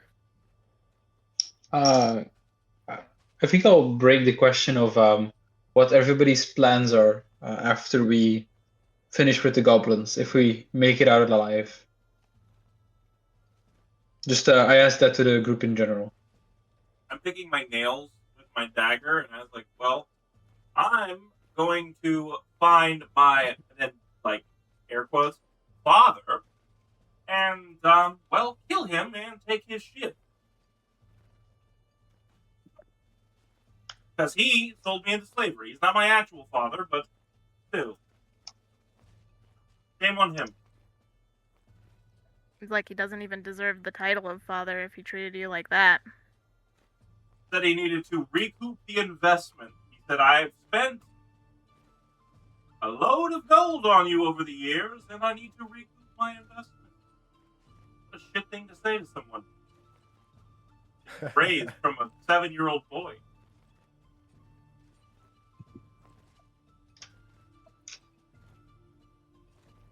And to the rest of you for answers of this question from Belly. I'm just waiting for my ship to show up. They'll find me eventually.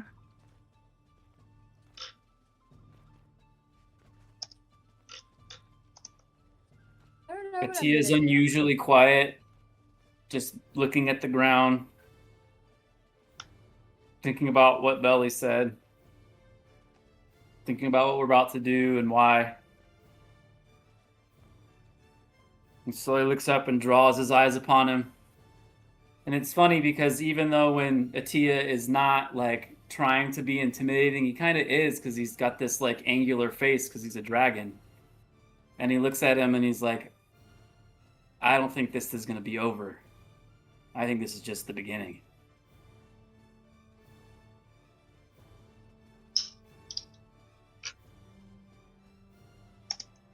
Risky looks over toward Atia, and for the first time, he speaks up as you're still getting used to him speaking like this, and he says, Atia and I have been ones to just go where the flow takes us. I think I speak for both of us when I say we're going wherever the Godmother of Earth takes us.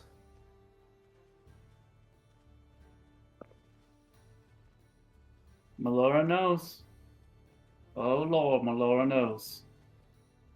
And then he repeats, Melora knows, and he kind of like bows his head in reverence.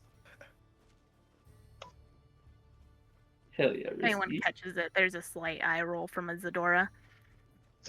Not a huge one, but there's a slight eye roll.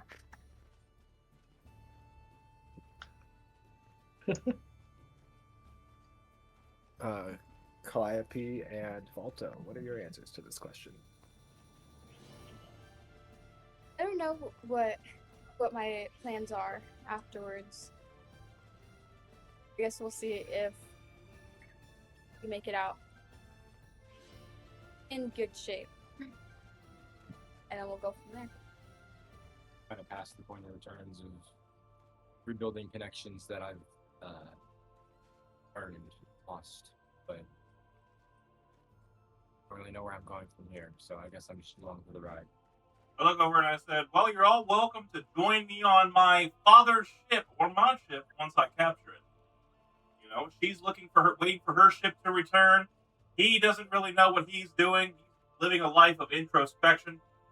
You guys aren't sure, and you know what? Fairies are great at not falling overboard because they can fly. I like the sound of that. How are you planning on taking over your father's ship when, one, you don't have a ship, and two, you are one person versus, I assume, his whole crew? Well, that's why I'm asking you to tag along, because we would make an awesome team.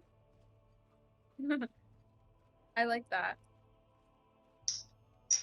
Plus, it gives us a way to get around. We legitimately live in a world of islands, so having our own ship, if we decide to keep this whole crew thing going. What's up? Is it a cool ship? I think so. Great. Very strong. I already have a ship. He's one of the most fearsome pirates to sail the seas. So.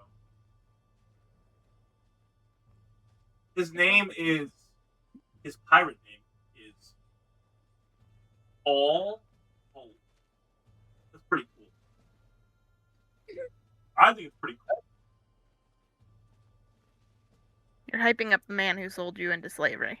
Hey, don't hate the player, hate the game. The game was, he fucked me over. The player himself, he is the OG.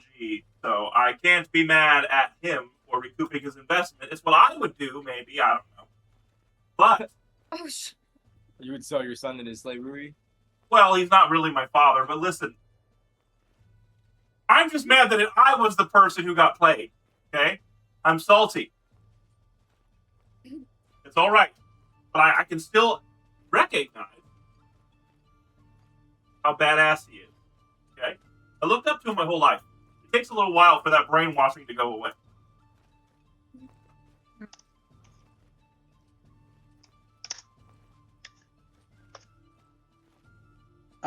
I should just add to that yeah, as Belly, I would also be very willing to go along, because I also would like to get off the island, go do a nice little adventure.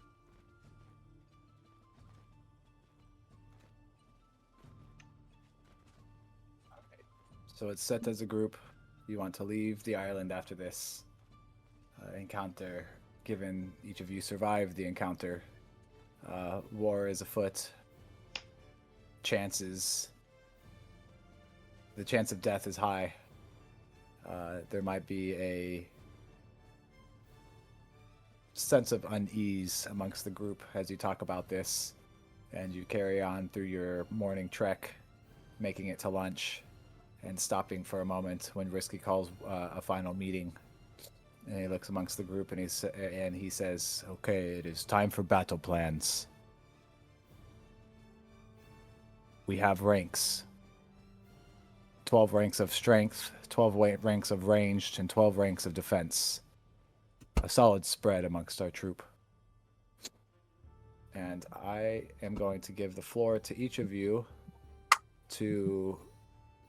he looks to each of you and he says, I hope that you will be able to help command this group of willing warriors into battle here. And I'm going to drop it in the chat here of what each of these tokens looks like and let you guys decide on how you guys would like to disperse your units. Not bad. So in the group chat there, I dropped what the strength unit, the ranged unit, and the defense unit is. And to give you guys a note, we are going into a mini game of mass combat. Ooh, this is trauma from the war. I look over at the chief and I look over at the chief and let him know. I said, I have a range of 120 feet with my Eldritch Blast, so I believe that I would probably be best served in the ranged unit. I'll be in the defense unit. That massive HP pool better be. So you guys have each of you will have 12, or there's each of you will be commanding 6 groups into battle. Disperse them accordingly.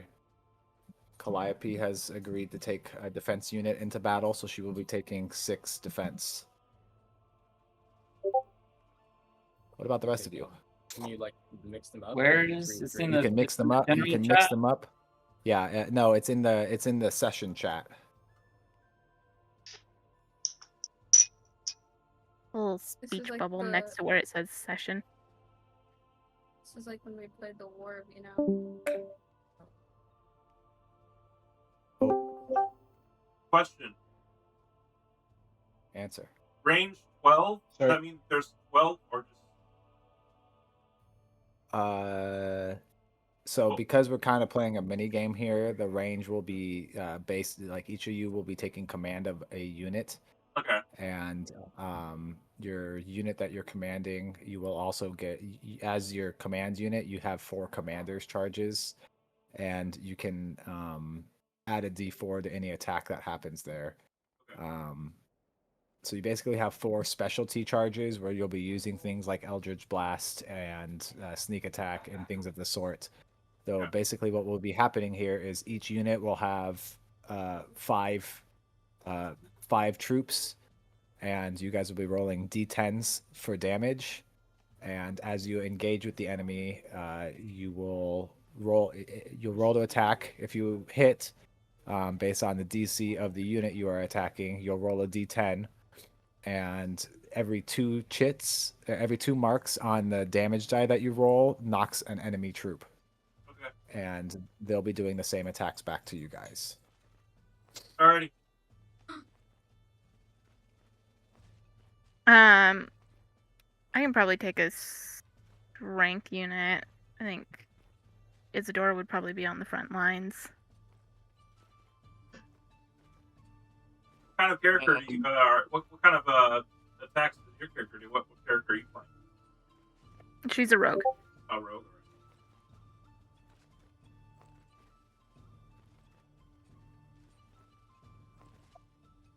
What about the other 4 of you? You guys can split them. You don't have to take exactly 6. However you'd like to do it. Wait, so we take 6 of those options? Each one of you will have 6 tokens, and you can pick between strength, ranged, or defensive tokens. If you'd like to split them, you can, or if you want to keep it simple, you can just pick a troop and use that as your token advantage. So we pick 2 of them or 6 of them? 6 of each. Each unit, each of you gets 6 battlements, 6 groups of 5. So we can have 6 range units, 6 defense units, or 6 strength units, or a mix of the bunch. Correct. Okay, I'm gonna have a even spread, please. Okay, so you want 2, 2, and 2? Yes, please. What about Belly? I think I'll. I was gonna go with whatever's left, considering that I think I can kind of do all 3. Well, we can think about some people. My intention of having a mixed unit is going to be being able to support. It's a good day to go take a look at everything. Then we could have a couple of people do all defense, all attack, and then a couple of specialized mixed units. Yeah, I would like. Yeah, I think. Oh, So that's okay. I was thinking that I might then join Attila in doing that. Fails at 11. So are you gonna do an even spread? Yes. Just completely down the board even. Yes. All right. I want to do 4. No, yeah, I want to do 4 ranged units, and then 1 strength unit, 1 defense unit. So if we get pushed, at least I have somebody to defend the ranged unit.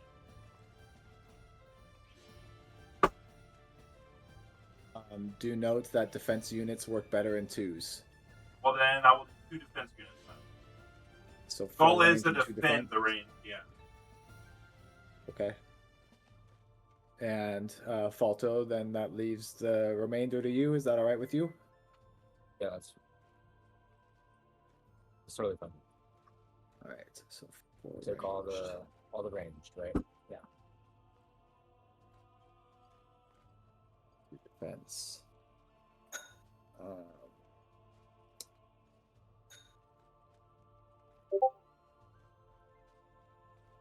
So we have 6 strength, 2 strength, 2 strength. That means you'll get Falto, you'll get, let's see here, 4. Oh man, my math is not mathing. Someone help me out here. 6 defense. There's 2 more defense. So Falto gets 2 defense. No defense because the fences have been moved across.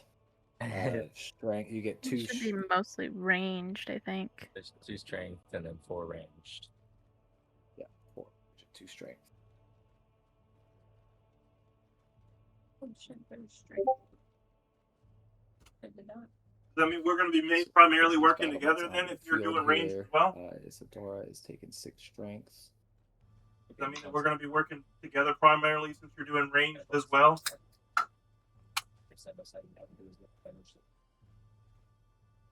defense. Who are you talking to? I think who's doing range? 4 range as well?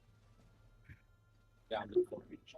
Yes, I got. I haven't learned everybody's names yet, and you guys are also together, so it's like hard to remember who's who. But That's fine. All of our all the names in Discord are our names in the game. okay. Well, I'm talking to you because I have 4 ranged and 2 defense, and then you have 4 ranged, 2 strength.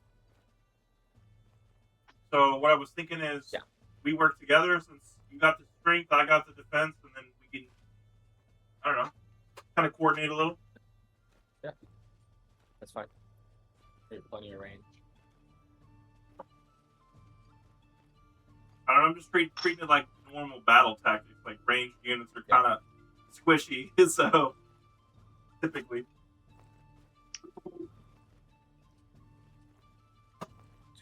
Oh, speaking of range, dude, you guys seen that season 4 of Vox Machina drop? Oh my god, it's so good.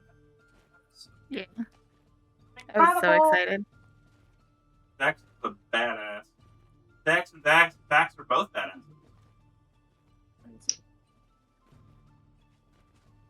You seen the Mighty Nine too? That's pretty good as well. Yeah. Campaign 2 is my favorite, so I was super excited for Mighty 9. You also kind of strike me as like a has-been hotel person. Potentially, you know? Not like, much. I've seen a little bit of it, but I didn't get super into it. Yeah, I like going to conventions and stuff, Eisen. seeing all the cosplays. It's pretty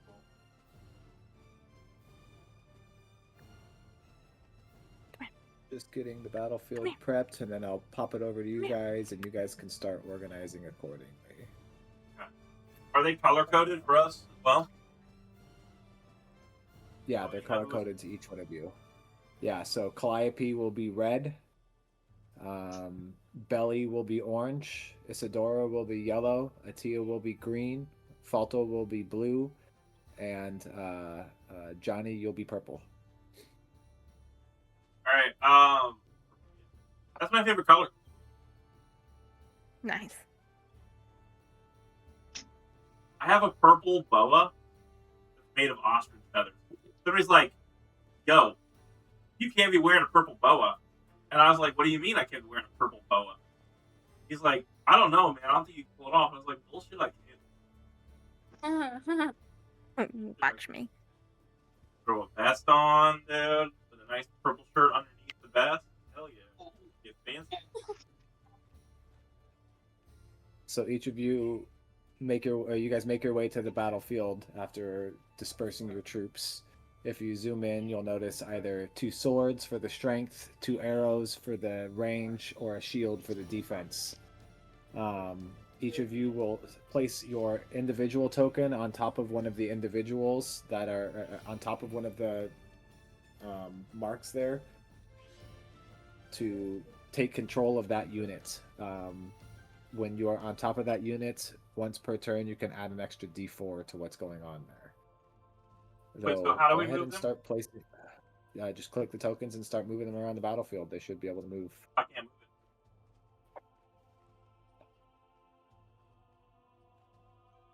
it. Yeah, I can move me, but I can't move any of the other tokens.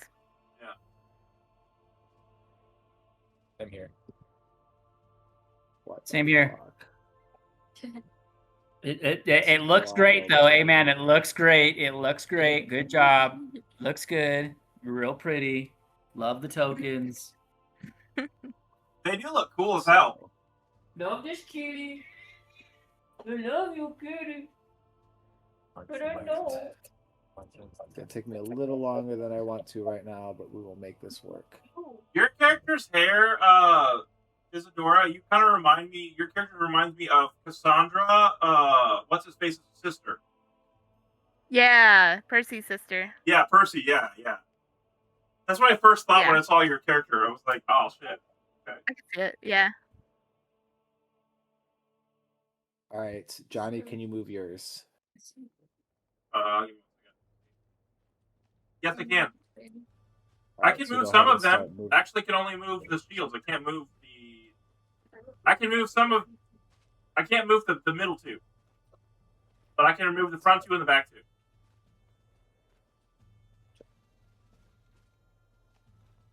Oh, I have to save changes for each of them. Oh, that's such a pain in the ass. Save. Hold on. Oh, I thought this was gonna be way easier, and it's just turning out to be a pain in the ass. Hold on. Pain in the ass.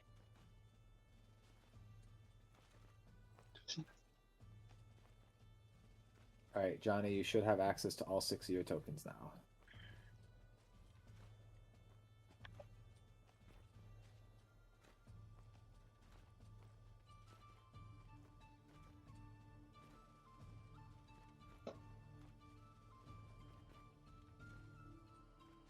Balto, start moving your top tokens. You should have access to them.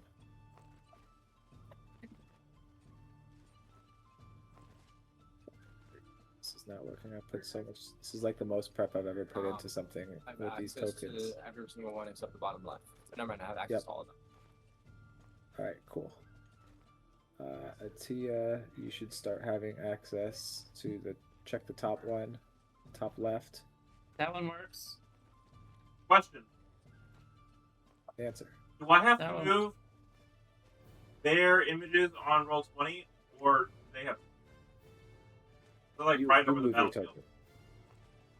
No, You I'm move talking your about. tokens. I'm talking about the Roll20 images for a character. Stitch, Soul, yeah, because they're Oh. like right over the map. Go to settings. So the 3 little lines, and then go to settings and Preview token, or I don't remember which one it is. Is it audio and video? Yeah, audio and video, and then go to video display, okay, hold on. and then make it so Okay. All right. you're good. Okay. Video display. And then make it so player video avatar size is names only.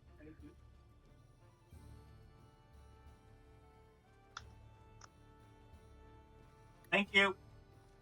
Yep. Yeah, that was irritating the hell out of me. Like, right Yeah, in I couldn't see nothing. It came up already for some of us, so. Like handshake. Alright, so everyone start organizing your troops to how you would like them to present on the battlefield. Question: What is what? How far in Like, do you want us to go? I'd say keeping it no further than 2 steps ahead of the furthest forward line. So nobody can get in front of Risky, who's leading the charge. Okay. Okay.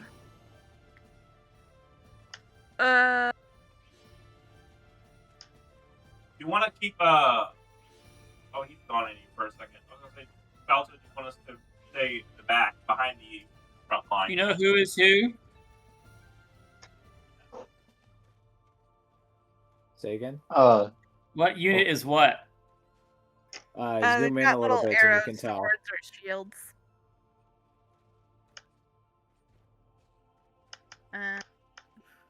The shields are the defense, the swords are the attack, or the strength, and the arrows are the ranged.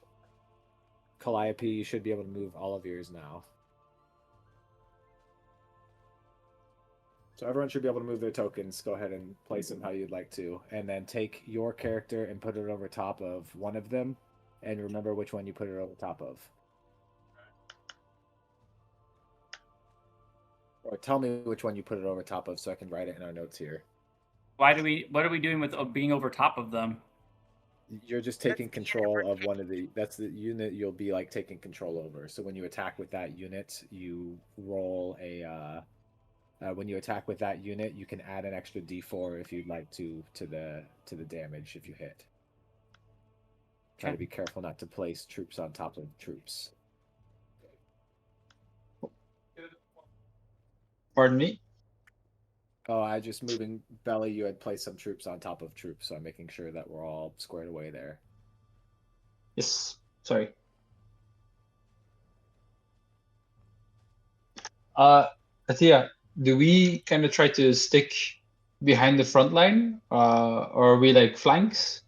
So I'm if assuming you you can both kind of have what's a. going on, we have a main force of attackers kind of central, right? So I have kind of a maneuvering spearhead wedge kind of on there. It would be, if Risky is our direction of movement, it would be on our right flank. All right. So the idea is that it's kind of like a 1-2 situation. Really, the main attackers are going to be the expected, what's going to be hitting the brunt of the enemy force, if you will, and basically the rest of the formation is going to react to that. So, also terrain dictating.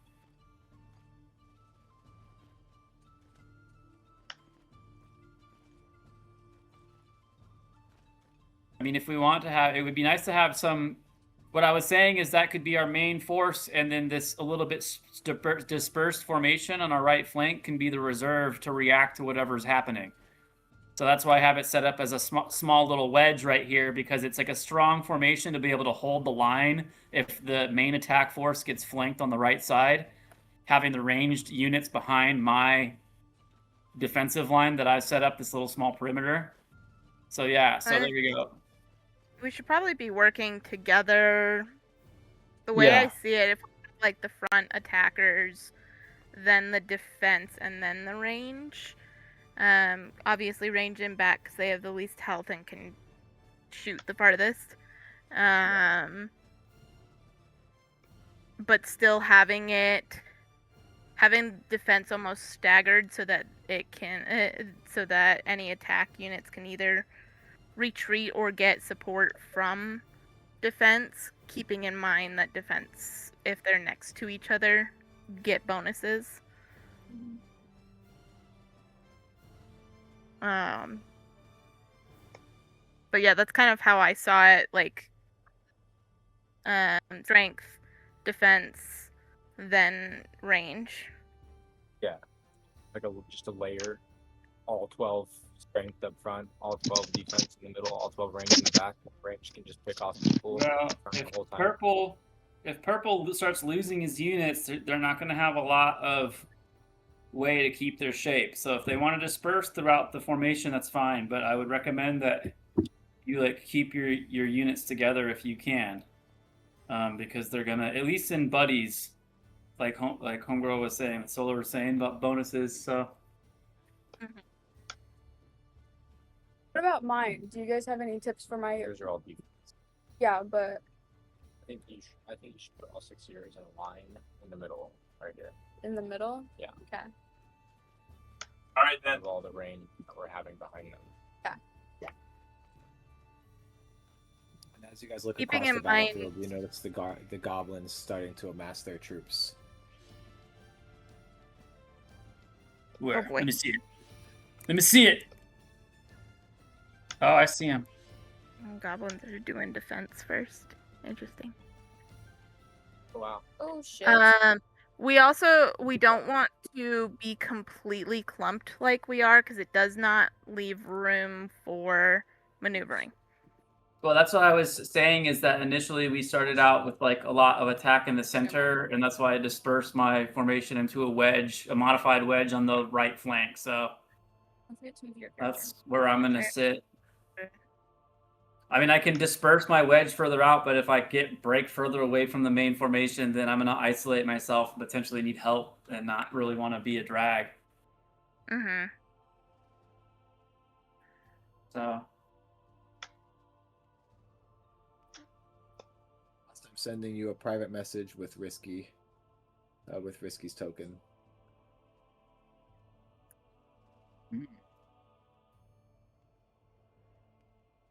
where?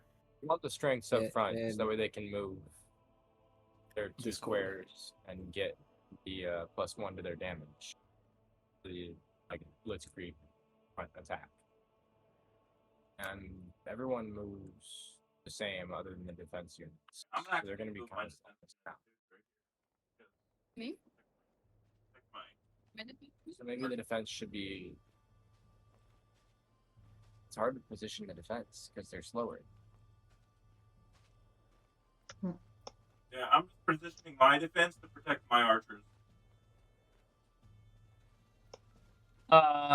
Are we gonna? Is the terrain playing a factor in this? Trees are spread out enough to where I don't want to think too hard about this because it's a big combat situation. So it's more or less an open field. There's no.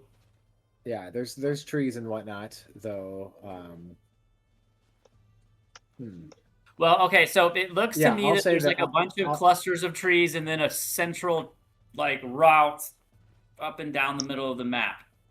Yep. I'll say this. Yes, if you are in a treed area, you get a +1 to your armor class, and call that out when needed.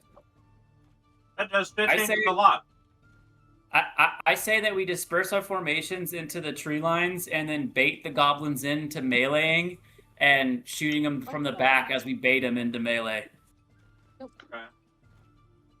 Try and position ourselves in the trees since we're with the bears. They like. All right, well, then I'm going to move my where I have them in the tree here. Are we allowed to move up past the line of drawing, like this imaginary line? Uh-uh.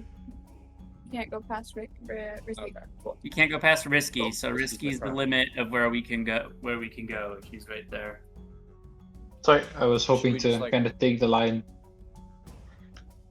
All right, One then. place. Oh, go on back. And then make sure Where's each of my- you my takes over one of your units there. And remember which unit you take. Is one of your characters over your character? No. Yeah. That's by putting your character over the unit you're controlling, correct? Yeah. Okay.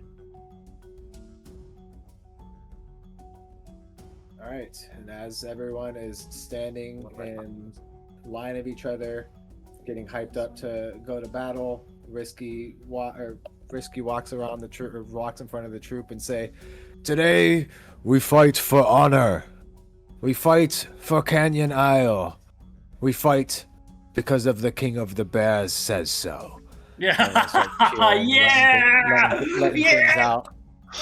He looks towards Atia, very excited. Like you see, like bloodthirst in his eyes, and he looks back towards the troops of goblins, and the goblins start cheering too in their own manner.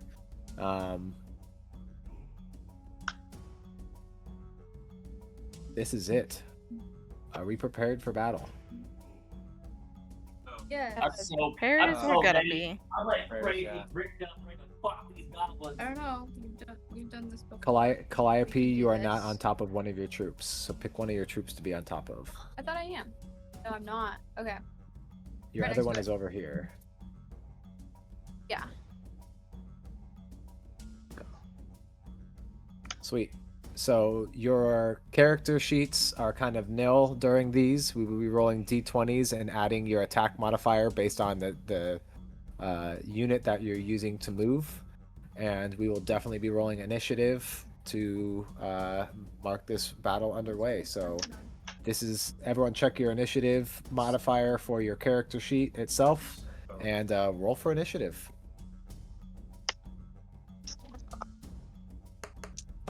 Five. 10. 15, 20, 25.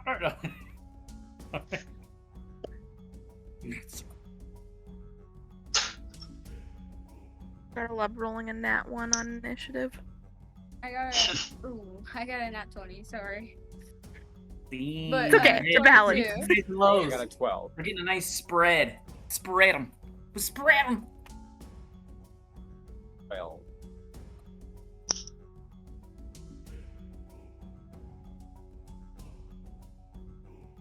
Whenever I hear a nice spread, all I hear is Bill Burr talking about why you should buy a shotgun.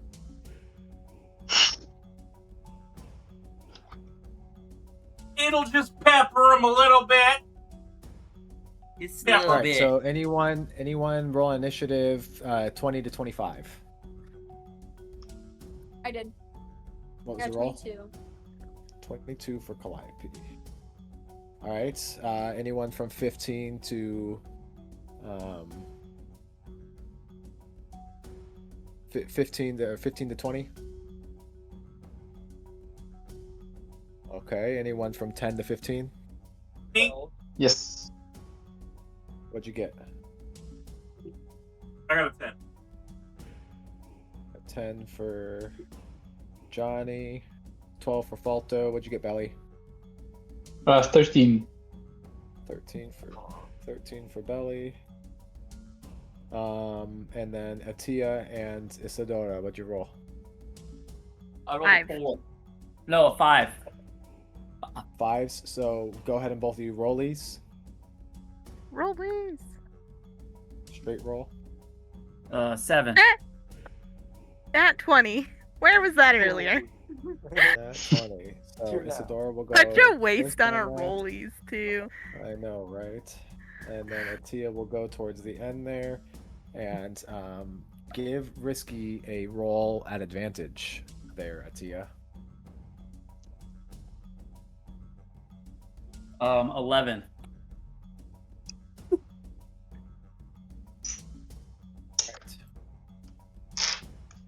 So, as combat goes underway and Risky yells charge, Calliope, you are up.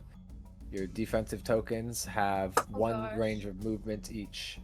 You can choose to move or forego your movements. Decide a way. I think since I'm defense, I'm gonna hold off. Alright, Where- so where are Calliope you? holds. Where Choose where the are red you? tokens. She's I'm the red ones. tokens. Do know, Calliope, I know. you get a bonus if your units are in line with other defensive units. Yeah. So you have 2 of them that will not be You can, getting like, move in bonuses. formation with this. Move it like down. No, because I need to defend you guys. You could try to arrange some of your defensive units to be a little bit closer to other defensive units. So you have one isolated unit. You should probably start to organize yourself, because if this battle gets chaotic, your single defensive unit is going to be isolated by itself. Do you see that over there? Yeah, I have 2. I'll just- This one's next to another one. And then maybe Yeah, the Well, ones as long near as the she orange keeps them one? next Yeah. to other defensive units, she's fine. It's the the defensive 2 units. that are Oh. amongst like the attack and the range units The that goblins are. are Well, that's what not I'm saying. The getting left flank bonus. defensive unit is. Guys, the You goblins might are need to moving start reorienting it a little bit. So yeah, marching forward just a little bit, putting some distance between you and the range units too might not be a bad idea. Gosh, I'm nervous. We need to decide. Here I'm they come. staying. I got this. Now I know. I know what I'm gonna do next Yeah, time. I'm just It just you Okay. might want to get Yeah. that defensive unit next to another one. It doesn't got to be this turn, but just eventually you might need to organize. boy. it. Yeah. Start moving them in. Thank you. I can move the one near the orange ones. I'll just move 2 attacking tokens to the empty side, effectively. So then you'll have 2 defensive units near you. Of mine. Okay. Ellie, it is your move into the initiative order. Okay. I can move. Well, I'm on a defensive unit, so I'll just move this one token. All right. And that's your only move. You can move all 6 of your tokens. Oh, perfect. And I'll kind of. Can I move them sideways? Like Yeah, this? as long as your defenses go 1 move, your strengths can move 2 moves, and so can your ranged, I believe. Let me double check. Okay. I don't want to go far ahead, but I'll do this. Right. The move is to Balto. Risky, you're on deck. I Johnny, can't you're go in the through hole. somebody that's in front of me, right? If they are strength, you cannot. Or if they are defense, you need a little bit more. You need a space free in front of you. What if it's an arch? What if it's ranged? Can they like move through the? They can move 2 spaces, so they can move through things if they need to. Can they move on to the same square as someone else, or no? Nope. Like actual board. And you can move 10 feet diagonally. That's okay. They can move two squares each. Yeah. Right. Send in some of my ranged up.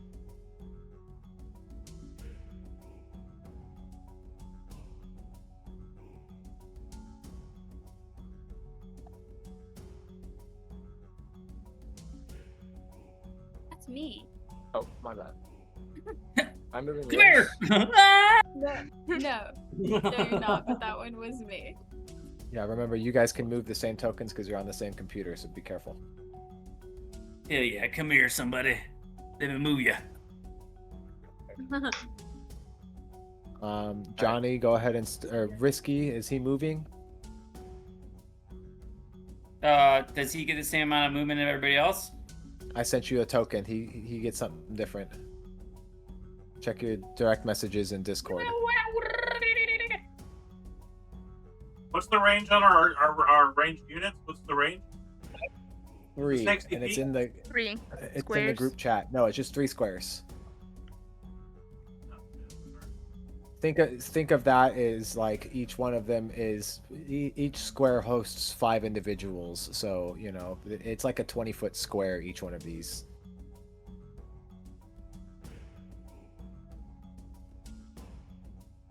Is Risky moving? Risky's moving. All right. And the next move is to Johnny.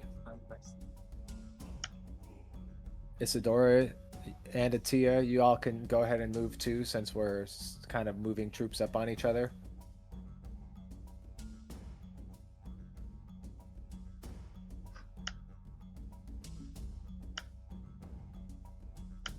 Oh, this is my. Yeah.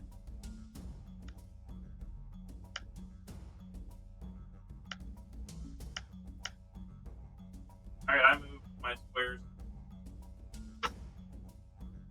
Okay. 10 feet. And we're back to the top with Calliope. Oh gosh, already? I'm gonna move this one. Down. And this one over here. These 2 are coming down. I'm gonna stay right there. Okay. All right. The goblins have made their next advance. We are about to clash lines here, as Man, fuck those goblins! Fuck those goblins! Belly and Falto. Hmm. You know. Oh. I gotta go back. Oh. Hey.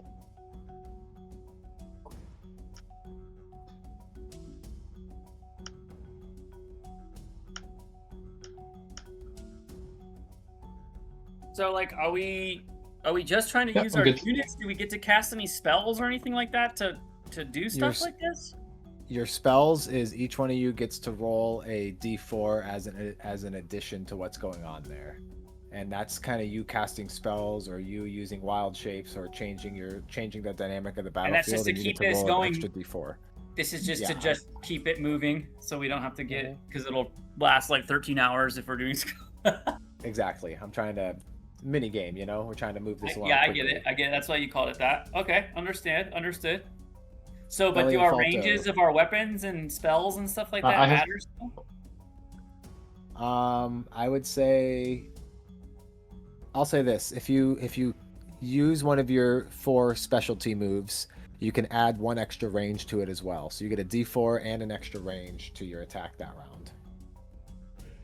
Well, I'm just asking, like, do our ranges of our like range weapons and all that other stuff like still stand within the map that we have set up? No, it's you just add one point of range. So like this map is not like the same range as to what if you have 60 feet of range, that's too complicated. Just Okay, add okay, one I extra get it. square, one extra square. I get to it. your I just want to get attack. how I'm doing this. So when I cast Eldritch Blast, because it would just give me 1 extra square. Yeah, your Eldritch Blast is basically you have 4 uses of Eldritch of like kind of specialty attack, and you get 1 extra range of square battle when you do that. Okay, I got you. That makes sense. I like that. All right, I moved my. And you roll a d4 on top of your d10 of damage. Okay. All right, so Falto and Belly have moved. Risky is up.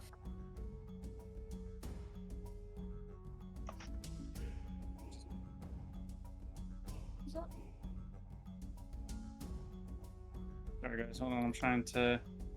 Johnny and Moving Isadora, you can also start moving your troops.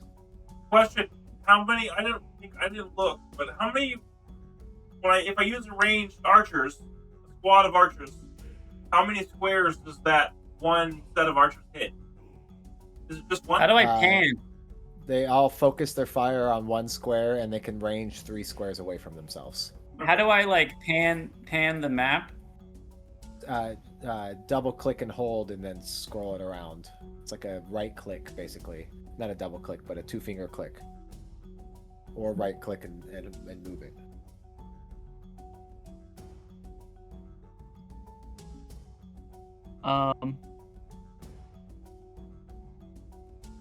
Hold on, I'm having a hard time maneuvering this like map. I'm just only able to zoom in and zoom out. That's all I can do.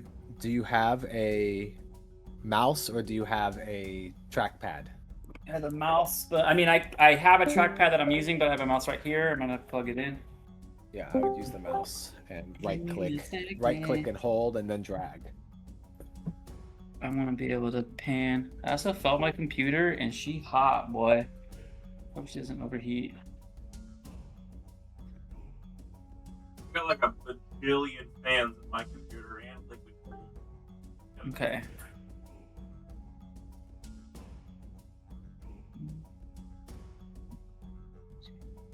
Okay. So Risky's move, right? 1, 2. Yeah. We're gonna just put him right here so he can engage the first goblin head on. First engage. Go ahead and roll a d20 for Risky and add 3 to his attack. A 19 plus a what for his attack? Add 3? Yeah, so that definitely hits. Go ahead and roll for Risky. Roll a d12. D12? Yep. That's like this one? I'm not looking at the camera. I have too many Yeah, windows. it is. D12 for 1. For 1. Ooh. Okay. So he starts swiping away at individuals. They've got him kind of spears and swords down. They keep him from attacking on the first round. I'd also say for Risky is going to go ahead because he's kind of the super trooper on the map. Give him a second roll to attack.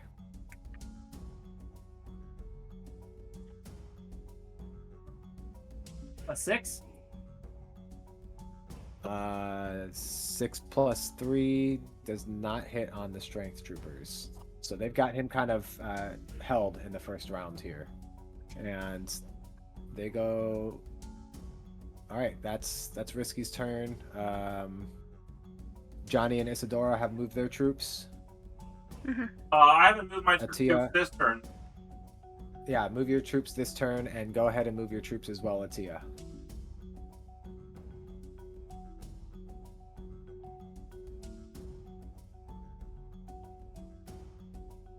And do know that there will be no attack of opportunities here. A retreat is a retreat, and we'll just focus that instead of adding extra complications to this.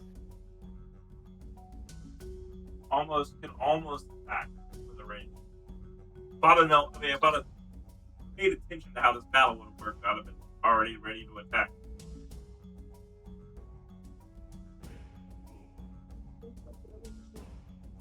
All right, Atia has moved his troops. The ranged goblins are going to take another step forward.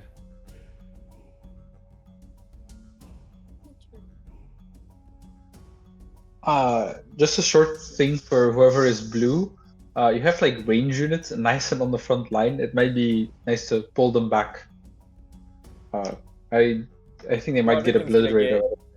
I'm gonna leave them in the trees, pretty much right there, okay. and just let everything come forward because they get bonuses when they're stationary, and everything else can get in front of me, and I can shoot over. So thank you. He's establishing as what they call a base of fire with those ranged units. But if you do get crashed into, you do not need to reposition yourself. Calliope, you're up.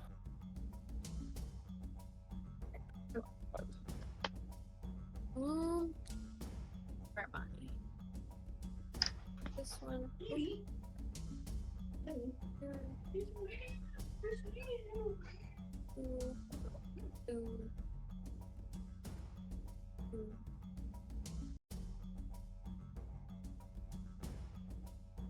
And that here.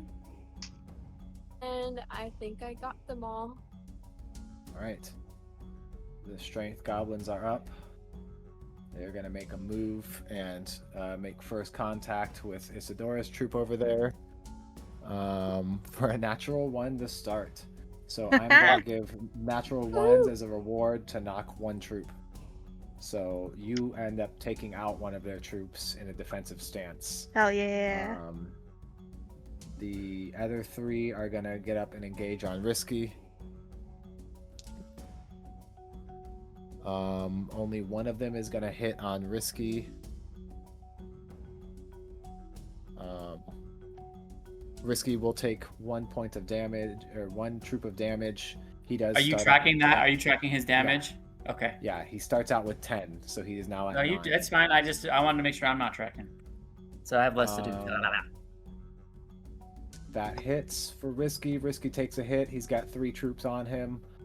The defenders are going to move forward as well because they move in turn with the strength. The rest of the strength troops are going to move forward. A couple of them hit a flank and turn back around. Move is now to Belly. Falto, you're on deck. Yes. I wanna change up the music here. Hope I liked it, man. Get to the trees before the goblins.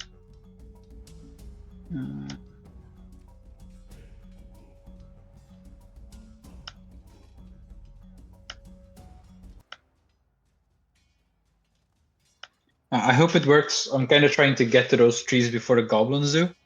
Yeah. All right. Move is to Falto.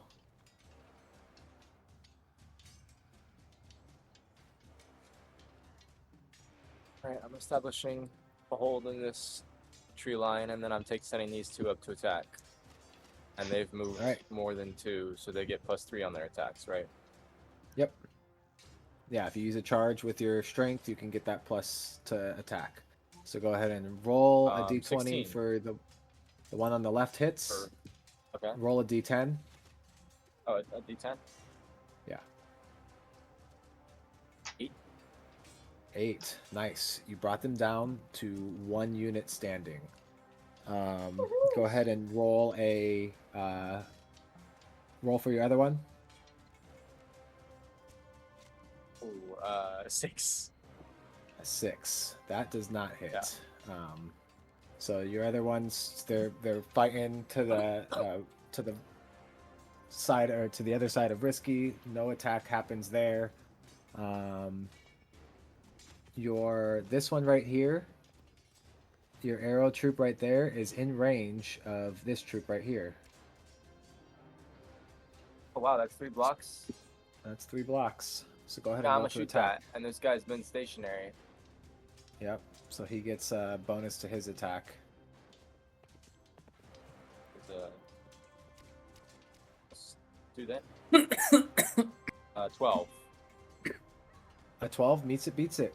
Roll for damage. Roll a Nice. d10 as a volley of arrows flies into the air. 1. 1. Oh, I hit his toe. Okay.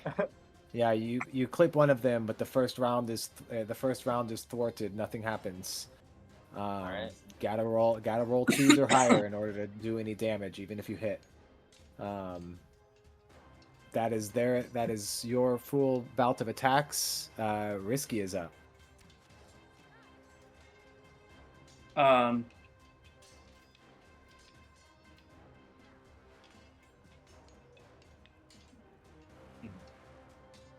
Risky is actually gonna pull back to here Okay. because he was really just drawing in them. Can you attack Does he want- diagonally? So can I attack to these guys? Atia will go later on in the initiative here, but yes. But he's on a This is- unit. There's a unit there. But Atia's not up yet. It's Risky's turn. Oh, so it's just Risky moving? Okay, I'm sorry. Yeah. I'm Would you like forgetting to that I'm attack doing like 2 different things. Yeah, would you like to attack with Risky before he retreats? Can he attack and then fall back? Yeah, of course. Okay, so let's have him do his attack, and then he's gonna fall back to that grid square. So he gets 2 attacks. Go ahead and roll a d20. Add +3 to it. So 13. And that hits. So roll a d12. An 8. All right. Knocks out 4 of the units there, and he's down to just 1 standing. Okay, and then that's actually just 1 hit. And the other one was a 3, so. He rolled a 3, so he misses on his second. The last one thwarts off his attack. He's standing 1-to-1 with a goblin. Maybe a little beefier than the rest of the troop there, standing by himself. Move is now to Johnny. All right, so this field unit, defensive unit, is going to move up. This.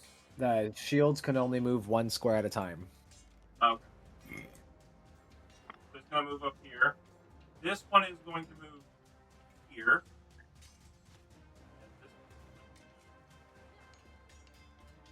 So, here. Yeah. All right. And then I'm going to have my ranged units.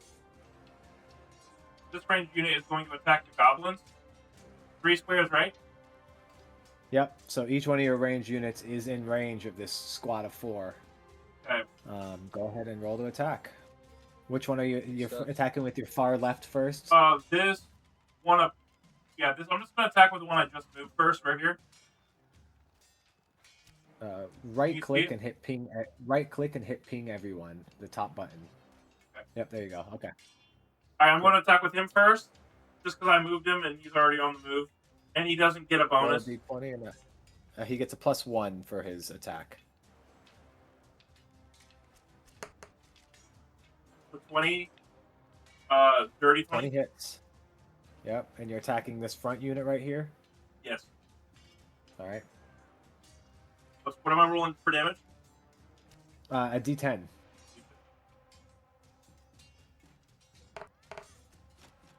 Ah, 1. Goddamn. 1. All They right, send a that's volley of arrows, but they're thwarted off. yeah, that's the first attack. And I'm gonna attack with this one in the back. Okay. Yeah, this one in the back. This one here. Yeah, same unit. Each unit only gets 1 attack. No, but I'm talking about the same unit. I'm Oh, attacking okay. the same unit. Yeah, okay. Yeah, I'm attacking the same unit. Did he move? No, this one didn't move at all this turn. Okay, Just so this he one gets a right- +1 to he gets a +1 to damage when if he hits. Yeah, this one moved, and then this one right here moved. This one that I just hit attack with, and then this one right here moved. Those are the only 2 that I moved, Alright. and then I moved the defensive unit forward. Okay. So yeah, so shit. 4. 4. Not able to get off shots. Go ahead and attack with your other 2. Okay, the back unit is the one that I'm going to have my main character on. It's a supported unit. I don't know if that matters. Okay. So if you choose to, you have 4 charges, and you can when you hit, you can add a D4 to your hit if you'd like. You need to use the charge up front to attack as well, and you get a +1 to your attack, or +2 to your attack. So you'll be doing +3 to your attack if you choose to use a charge. I'm going to use it. Yeah. All right. So you said plus 2 to hit. It was 16. I rolled. All right, that hits. Okay. Roll a D10 and add a D4. So roll a d10 and a d4, or just add 4 damage? Yep. No, roll a D10 and a 4. 13 points. 13 total. Nice. You managed to swipe that first round. First Okay. group of troops is down. All right, I got 1 more I can attack with. This one did move this And turn. we'll mark. I'm gonna mark that you used one of your charges. Okay. This unit did move this turn, so it's just a +1. You said, right? Yeah, just a +1 to their attack. Ah, Assuming fuck, they're attacking the far left. Yeah. All right. He missed 5. Another miss. That's the only one he can All read. right. Dang, cutie. Next round is up to Isadora. Cool. I'm just gonna bring this one up and have him attack the one right in front of him. Okay. Is that a charge unit as Roll a well? D- Yeah, but they only get it if they charge 2 spaces. Ah, shit. So roll a D20 and add 2 to that attack. Dirty 20. Nice. Roll a D10. Uh, 7. 7. Nice. You managed to knock 3 of them. Nice. ahead and- Move your other troops. Yeah. Isadora, if she gets a full charge, she gets the attack. She gets an attack with a bonus, and we'll deal an extra strength. You said Or I have actually, 4 point of charges of that. Is it per Yes, yeah, unit or yeah. just 4 charges in general? Just 4 charges for Isadora. Okay. Got it. I'm gonna have her hold on to that. I will have her move up, but Okay, so she She's gets a not gonna use a +1 to charge. damage. She gets a +1 to damage when she attacks here. But go ahead and roll to hit with Isadora, adding +2 to the attack. 5. 5. That's a miss. Isadora's troop does not manage to get any shots off. Moving your troop to the right. You can attack diagonally. Yeah, he's gonna move up too, and he's gonna hit the guy next to him that Alright. Isadora was just trying to hit. 21. That hits. Roll a d10.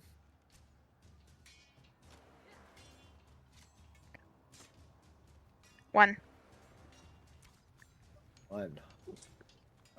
I say that you used your charge, so you at least get 1 out of this.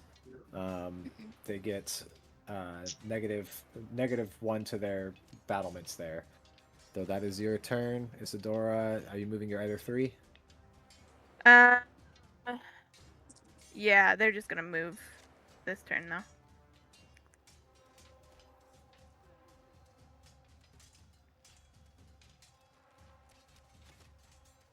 Do remember you get the charge bonus if you move 2 squares into attack. Mm-hmm. I'll let you think about that as Atia, you're up. So saying that, what? How many What's how many squares for charging? 2. So I would like to charge to here and then engage this fella right here. All right. How do you ping? I know who you're attacking. I can see it. Okay. But let me move all these fellas too, and just do a regular movement with this. One here. One here. One here. What is this guy? Both the guys in the back are ranged. But this is the other. So he should be on this guy, right? That should be on me. No, nope, undo that. Who- Here, I'll Who's- undo it for you. But then where's oh, Attila? wait. Where is Attila? Attila a unit? Is Attila a I think unit as Atia well? was attached to this one. Yeah, Atia was attached to that one. You just pulled him off of it. Okay. Well, this one should be up right alongside him. Defensive. Did I already move this one, guys? This one? That one you just moved once. We can't tell what you're pointing at. You have to right click and hit ping everyone. That one? Yeah. How many squares the range guys move? Just 2 or 1? 2. They can move 2?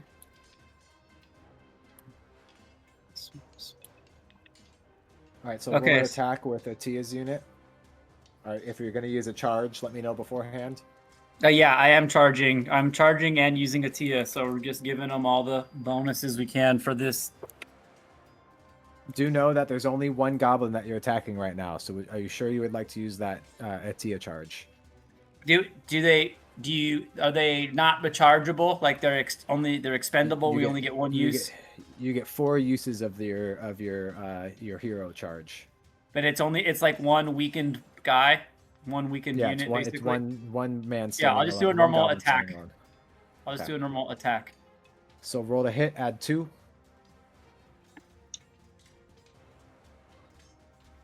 A 9. That misses. Rolling terribly. Going to attack, and he's parrying off. He's standing his ground. Surrounded by 10 individuals, though. He's holding his ground. Can I shoot? I can shoot him with this unit right here. Yep. You have range with that single ranged unit, so go ahead and roll to attack as well. 15. That hits. Roll for damage. What's the range guy's damage? I'm sorry, I just don't want to. Everyone rolls a d10 for damage. Unless you use one of your hero charges, then you roll add a d4 to it. A 10? A 10, nice. You managed to smoke that unit. Nice. Get hit by like poof, poof, poof, My mouse poof, coming. like My mouse a calling. ton of arrows just land right on top of them. Hello? Hold on, I'm in a D&D session right now. What's going on? Move is to the ranged goblins. They are going to. 2 of them are going to step up and take shots. This first one is going to take a shot at this left blue unit. He's going to miss. The second one is going to take a shot at this blue unit. He's also going to miss. This goblin is going to step up and also take a shot at the left blue unit. That one is going to hit for a total of... Oh, he hits, but he doesn't do enough to do damage. This one is going to step up and attack this blue unit. He is also going to hit for a total of... Ooh. Drops this unit to just 1 left. The first barrier unit is getting close to full drop. This one is going to step up here and try and finish off the job. and he's gonna hit and do enough damage to drop this bear unit. The first set of bears has fallen on the battlefield. This one's gonna move up. This one's gonna move up. This one's gonna move up. He's gonna move up here and take a shot at Atia's unit. He's gonna hit on Atia's unit. Ooh, Atia's unit takes a big chunk. They're gonna -3.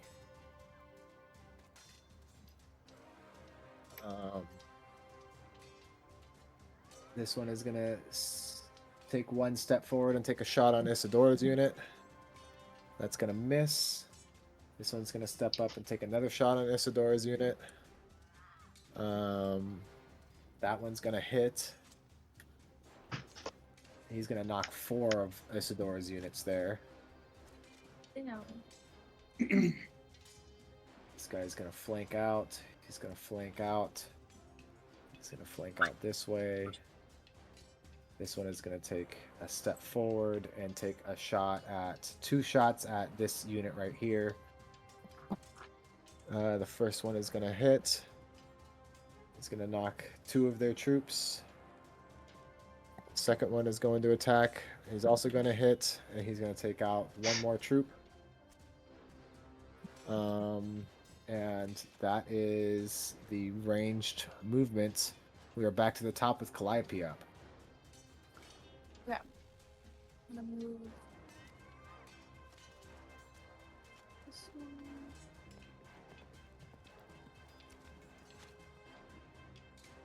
This one.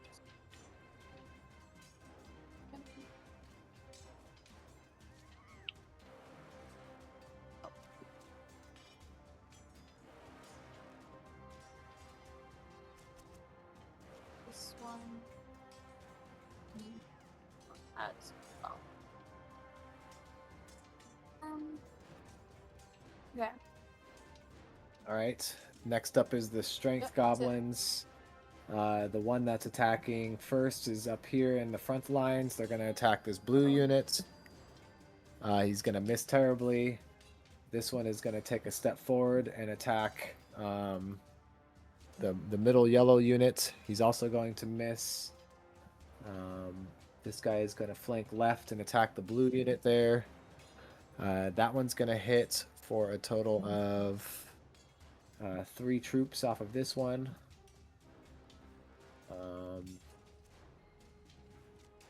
2 shield units are going to step forward, and they're going to attack on 2 attacks on Atia's unit.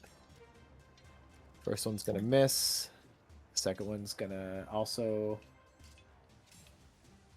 Second one's going to hit on Atia's unit. Atia's unit loses... Here. Atia is down to 1 extra troop with him. And now, for your guys' awareness, when you guys do have...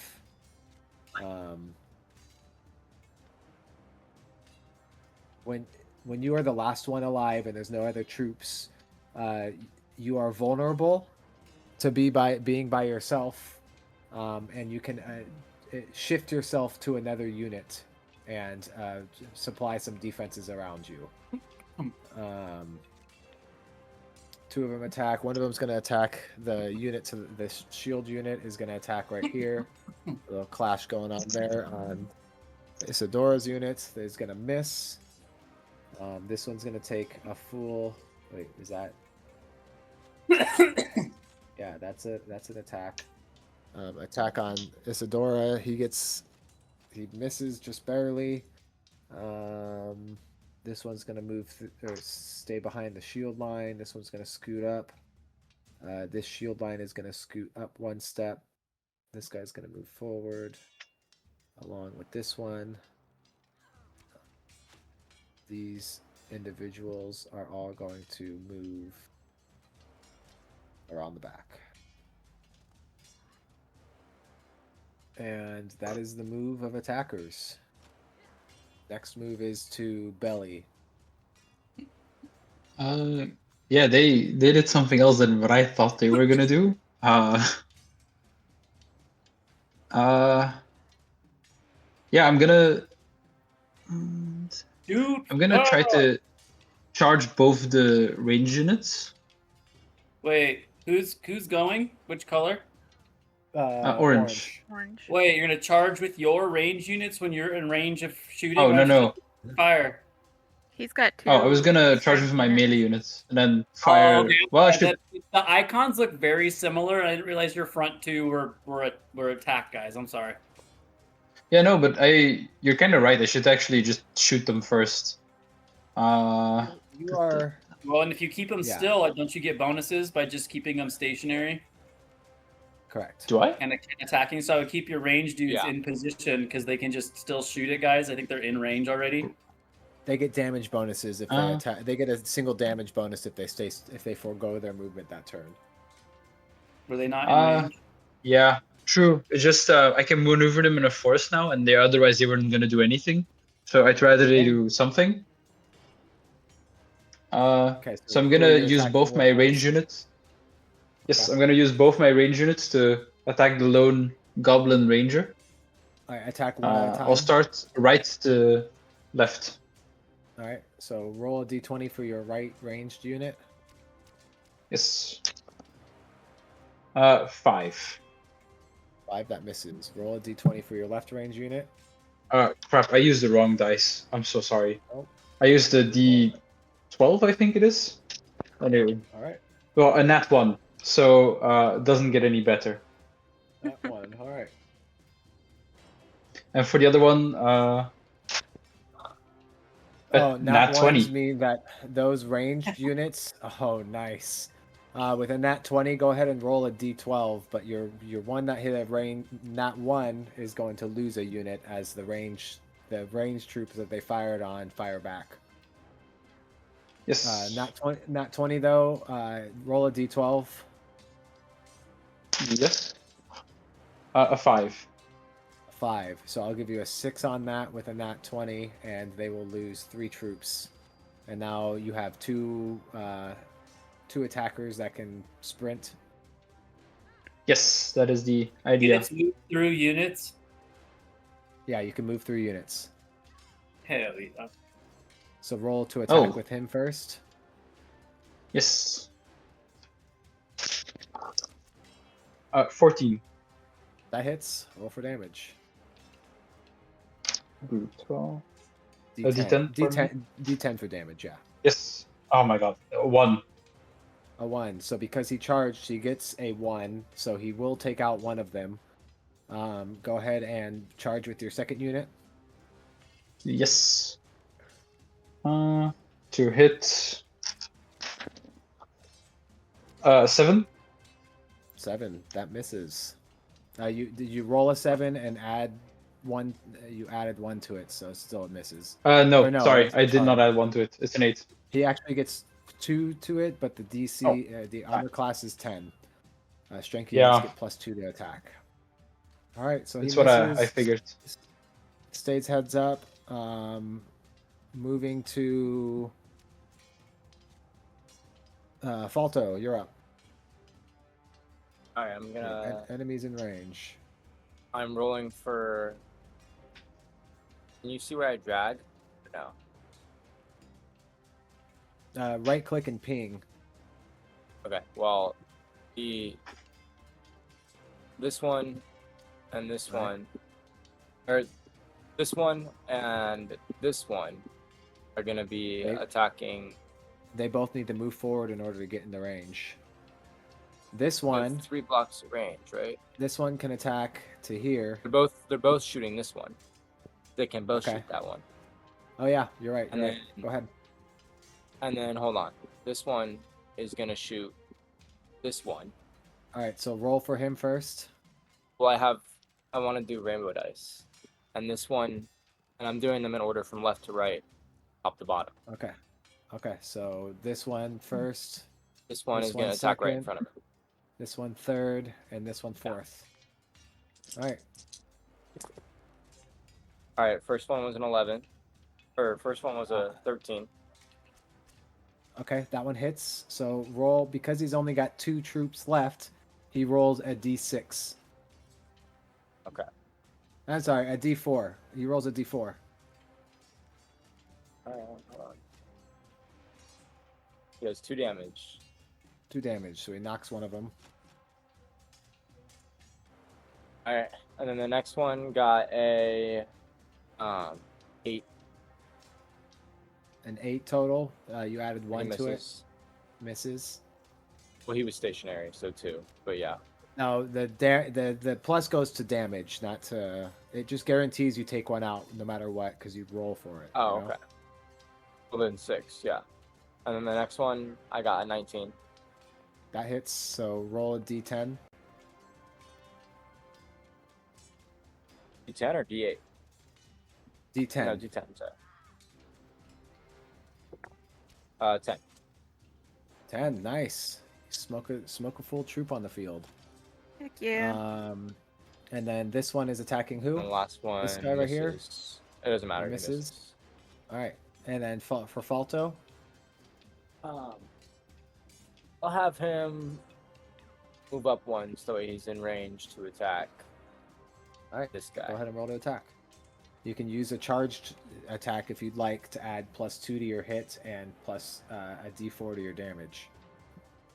He is just a regular guy. Falto gets a charged attack. He gets 4 charges 4 heroic charges, where he gets to like supercharge his attacks. What do I get to do with it? How much do I get to add? All right, everyone, pay attention. You get a +2 to attack. You get a +2 to attack, and you also get a plus d4 to damage if you hit. Do that 4 times. You can do that All right. 4 times. Are you doing Got it? a 19. Yeah, or no, I got to Nice. roll the 19. All I'm right, not so doing your first charge is hit. Roll to attack. Roll a d10 and add a d4 to your damage. I said I wasn't doing it. Oh, you're not doing it? You said yes, No. and then you said no. You need to Well, call I it know, before but I you was accept saying no. anyways. I'm All right, sorry. a d10. Well, okay. 9. 9, nice. Dropped him down to 1.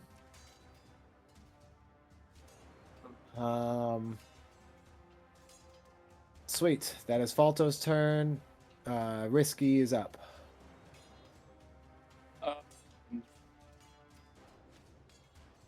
Cool. 3 squares of movement, 2 attacks.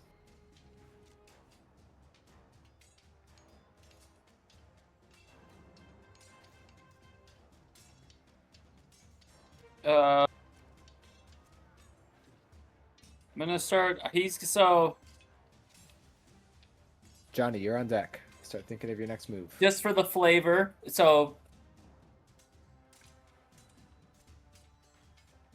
mind you, the dice and the fate of the battle might have otherwise understanding, but Risky is getting the notion of a right flank. So he's pushing. He initiated here to draw him in, and he's pushing to here, and he's gonna start chipping away here. And he's going to move along this front line, trying to draw in enemies and destroy units, closing them down as our units try to stay alive. What's the status? These guys are pretty fucked up, right? These guys? Your unit is pretty fucked up. You're going to have to retreat here on an attack. On your probably next attack. They're going to swing and pull out. Okay, that's on your turn. Okay. Well, but Risky is roll going to to do his charge. Risky's going to do a charge into that defensive group right here in the middle. Okay. Right there. Yep. Roll to attack. Add +3. Damn, man. 9. All right, and then I assume you're going to just go ahead and roll for your second attack.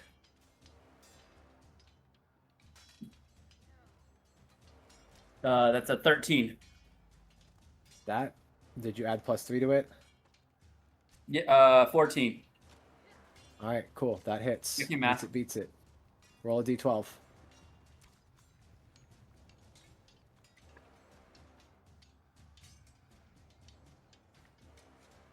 A 9. Nice. Manages to knock 4 of them, put a scrape on another one. Risky still has 1 more square of movement if he'd like to use it.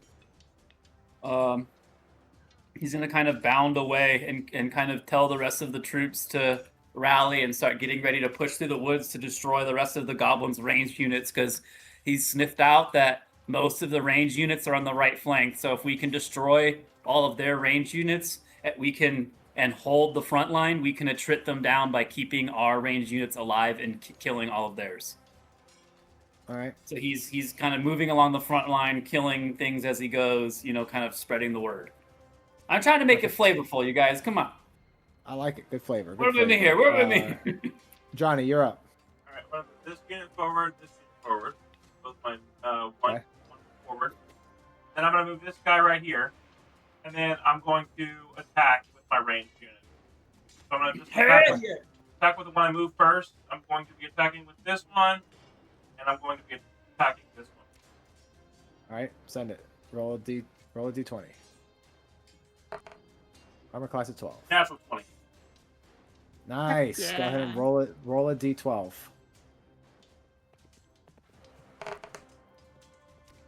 11. Is that plus? 11. What's that? Plus?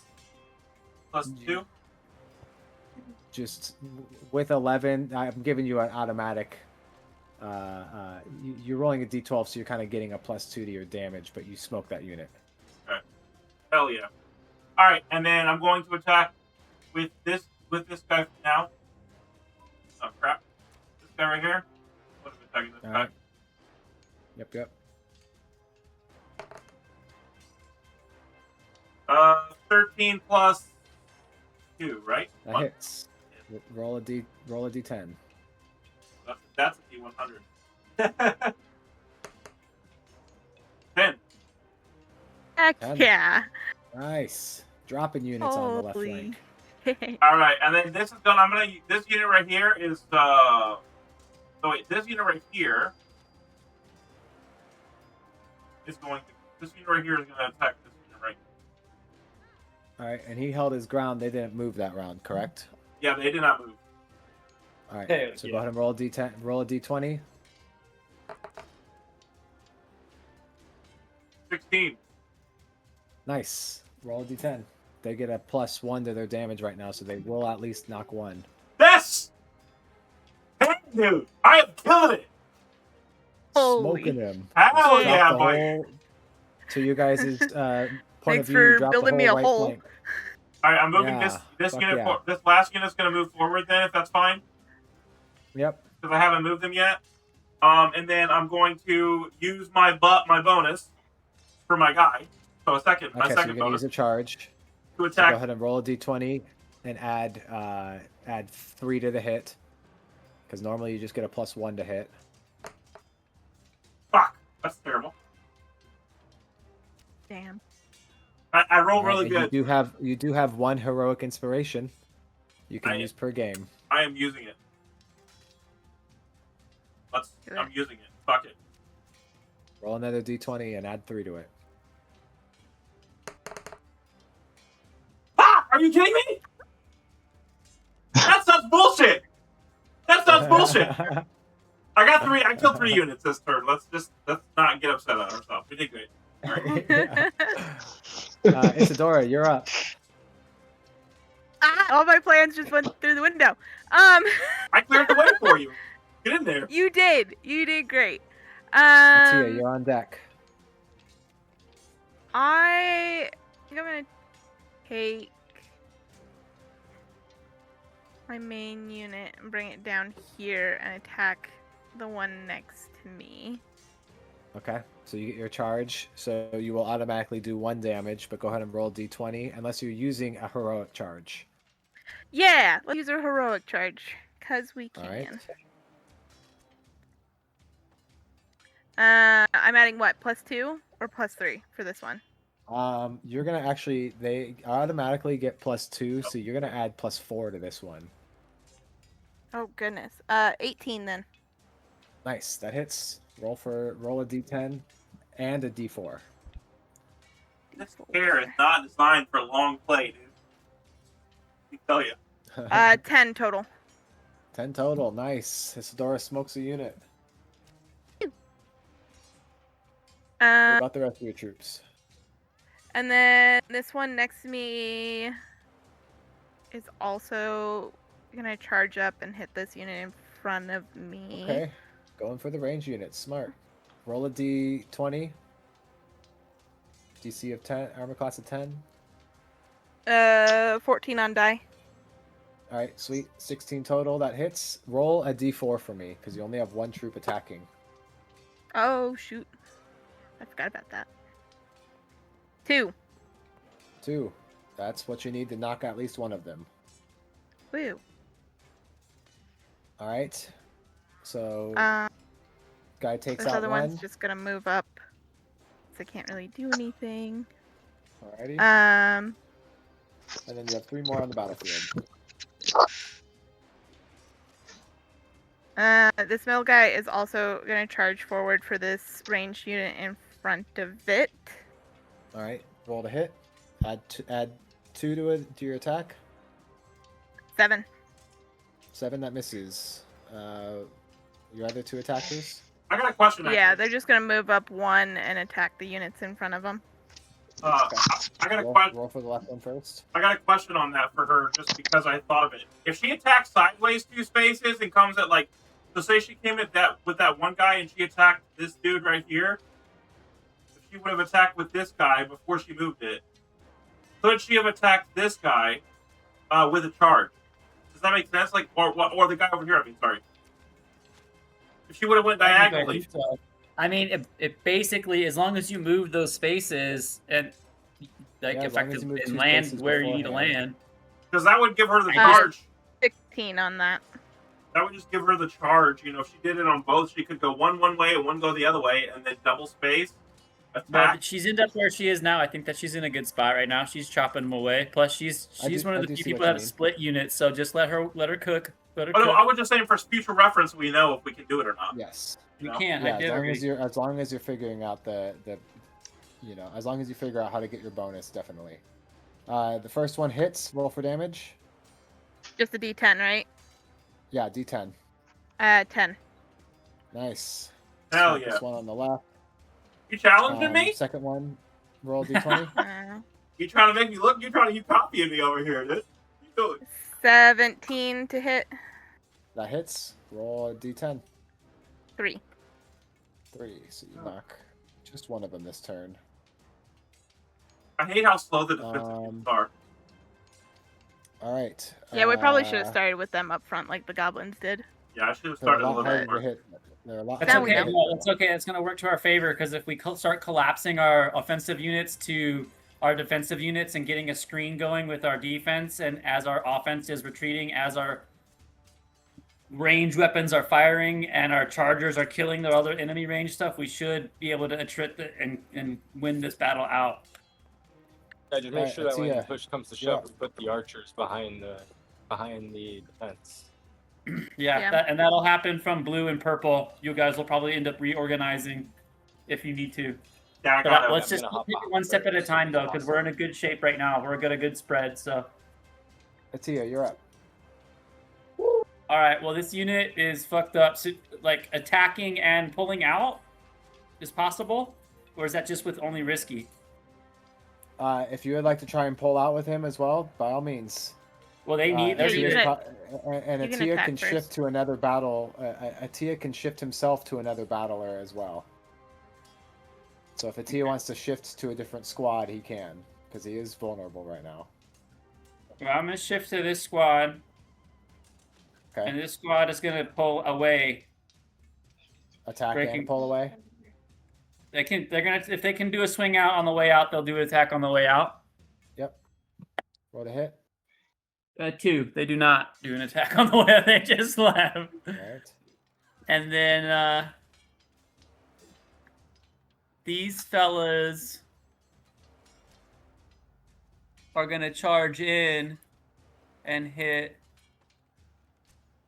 Sorry, that group All right. with the charge, with the heroic charge. With a heroic charge. Sweet. Send it. What does that entail? I'm sorry. That means you get a +2 to your standard damage because he's an attack. It doesn't matter because I rolled a 3. All right. Nothing happens. I think I've been rolling under 10 consistently since for like the last 3 turns. It's pretty impressive, actually. Like if you're looking at Change your die. I've been changing them out. You've got your 2 shields to move and your 2 it's a rangers game, to attack I with. I always What's test that? my die beforehand. You've got your 2 shields to move and your 2 rangers to attack with.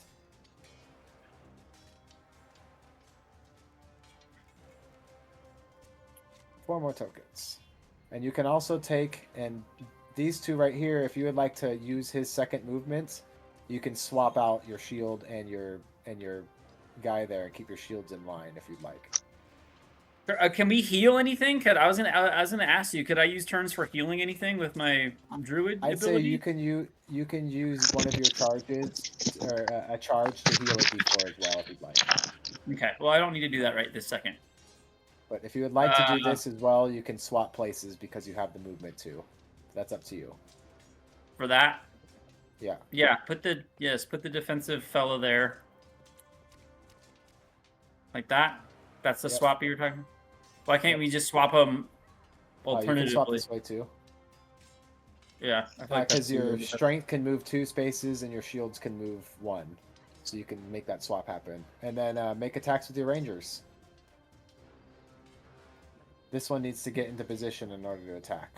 The other one is a 16 for the first range guy, and he'll be hitting the same target that Atia was swinging on. All right, this one. So that go ahead and defensive roll a one, D10. yeah. Say again. Roll a d10. An 8. 8, nice. Managed to drop it down to just 1 left. And the second ranged attack, fellas. He needs to scoot forward to attack 1.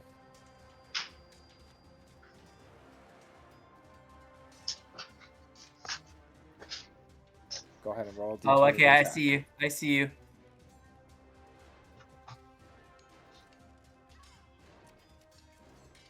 Did I already move him though? I don't think I'm. No. It's just not going to get a damage bonus now. Yeah, you just won't get that +1 to damage. Do they get any? I got to roll an 11. I don't. Is that? It's not a defensive. He gets +1 to hit, but that doesn't do enough. That's yeah, I don't think so because they're like 13 or 14, something like that. Yeah, 14 for the defensive units. Yeah, they tough. Why they tough? All right, so that is your turn there. Your shields are getting ready to advance. The ranged units are going to start making some attacks. This is where the tide of the battle can turn. Far left is going to attack far left of Isidora's. Is going to miss. Another far left is going to attack on Isidora. That one is going to hit. He's only going to knock one of them, though. This one is going to attack the one right in front of it. That's cocked. He's going to miss. This one is going to attack Isidora. It's going to miss. Wow, you guys are getting lucky. This one is going to attack Isidora's single unit. That one is going to hit. No! For a total of, Isidora's first unit, or one of her units falls. First unit falls. This one is going to attack on this bear unit right here. Falto's unit manages to stand tall. The one behind it is going to attack on Falto's unit. That one is also going to miss. This one is going to attack on Isidora's frontline unit. That one's going to hit for a total of knocking out 2 troops. This one is going to attack right in front of itself. Is going to miss. Another attack on that one. Also going to miss. Isidora's unit stood tall. This one is going to attack on that same unit. So everyone's focusing fire right here. That one's going to hit on Isidora's unit for a total of knocking 1 of them. Actually, that knocks 2 because he stood still, so he automatically gets 1. This one is going to take an attack on this orange belly shield unit. He's going to miss. This one is going to take 2 steps forward, fill the gap, and attack on Isidora's less than strengthened unit. And he's also going to miss. All right. Oh, and then there's one more over here to the far right that's under attack from all of Belly's units. He's going to attack on the one right in front, and he's going to miss. Thank God. Alrighty. It is 4 hours of gameplay, and we're at the bottom of an initiative order. So I think as the battle rages on, as things feel heavy, we are going to end tonight's episode here. See where this battle goes next week. What the fuck? This is a crazy. I'm impressed that you put this little mini game together. This is cool. Yeah, definitely. Fucking Yeah, cool. like it's very well put together. Yeah. Thank you. Yeah, my siblings and I ran a mass combat simulation where we ran 2,000 units each, and it was Yeah, it was insane. it took us like 3 We all made sessions level to 13 figure out. generals and stuff. Yeah, Goodness. so I've had some time to think about it and kind of figure out how to make it a Valerie's little here to talk less. about- Yeah, less I over the really top like there. the streamlined version of it. I really think it's very cool. Yeah, you do it Especially once wrong. because you're. Sorry. Go ahead. I was No, gonna you go say ahead. you do it wrong once, and you realize what you could have done better completely. Yeah. Try and make it as simple as possible. Yeah. And if something calls for it, I might break it down into you guys battling on the battlefield as well. But we'll see what happens. This was a cool first session, and I really liked it. 200 goblins. Yeah. Sweet. Yeah. Welcome to it. Yeah, I'm glad we got another person with a camera with us. Yeah, I got Yeah. some. I did some really well today too. I was surprised I got a lot of kills. So yeah, it's nice You to did meet all really you Yeah. guys. well today. You got 2 nat 20s. Opened a nice little I hole did for get me to 2 go nat. through. I know. What is Yeah, that? I cleared a path for you because you got all melee. You did. Right?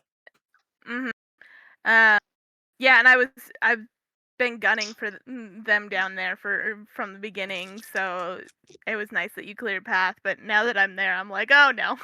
Yeah, I'm so glad so many of them missed because I was like, here's where I could be doomed. Yeah, and we're in a good place. But if I could do it over again, what I would do is I would put my defensive units in line with the main bear guy at the start, because Yeah. that way they would be ahead of my other units. Yeah.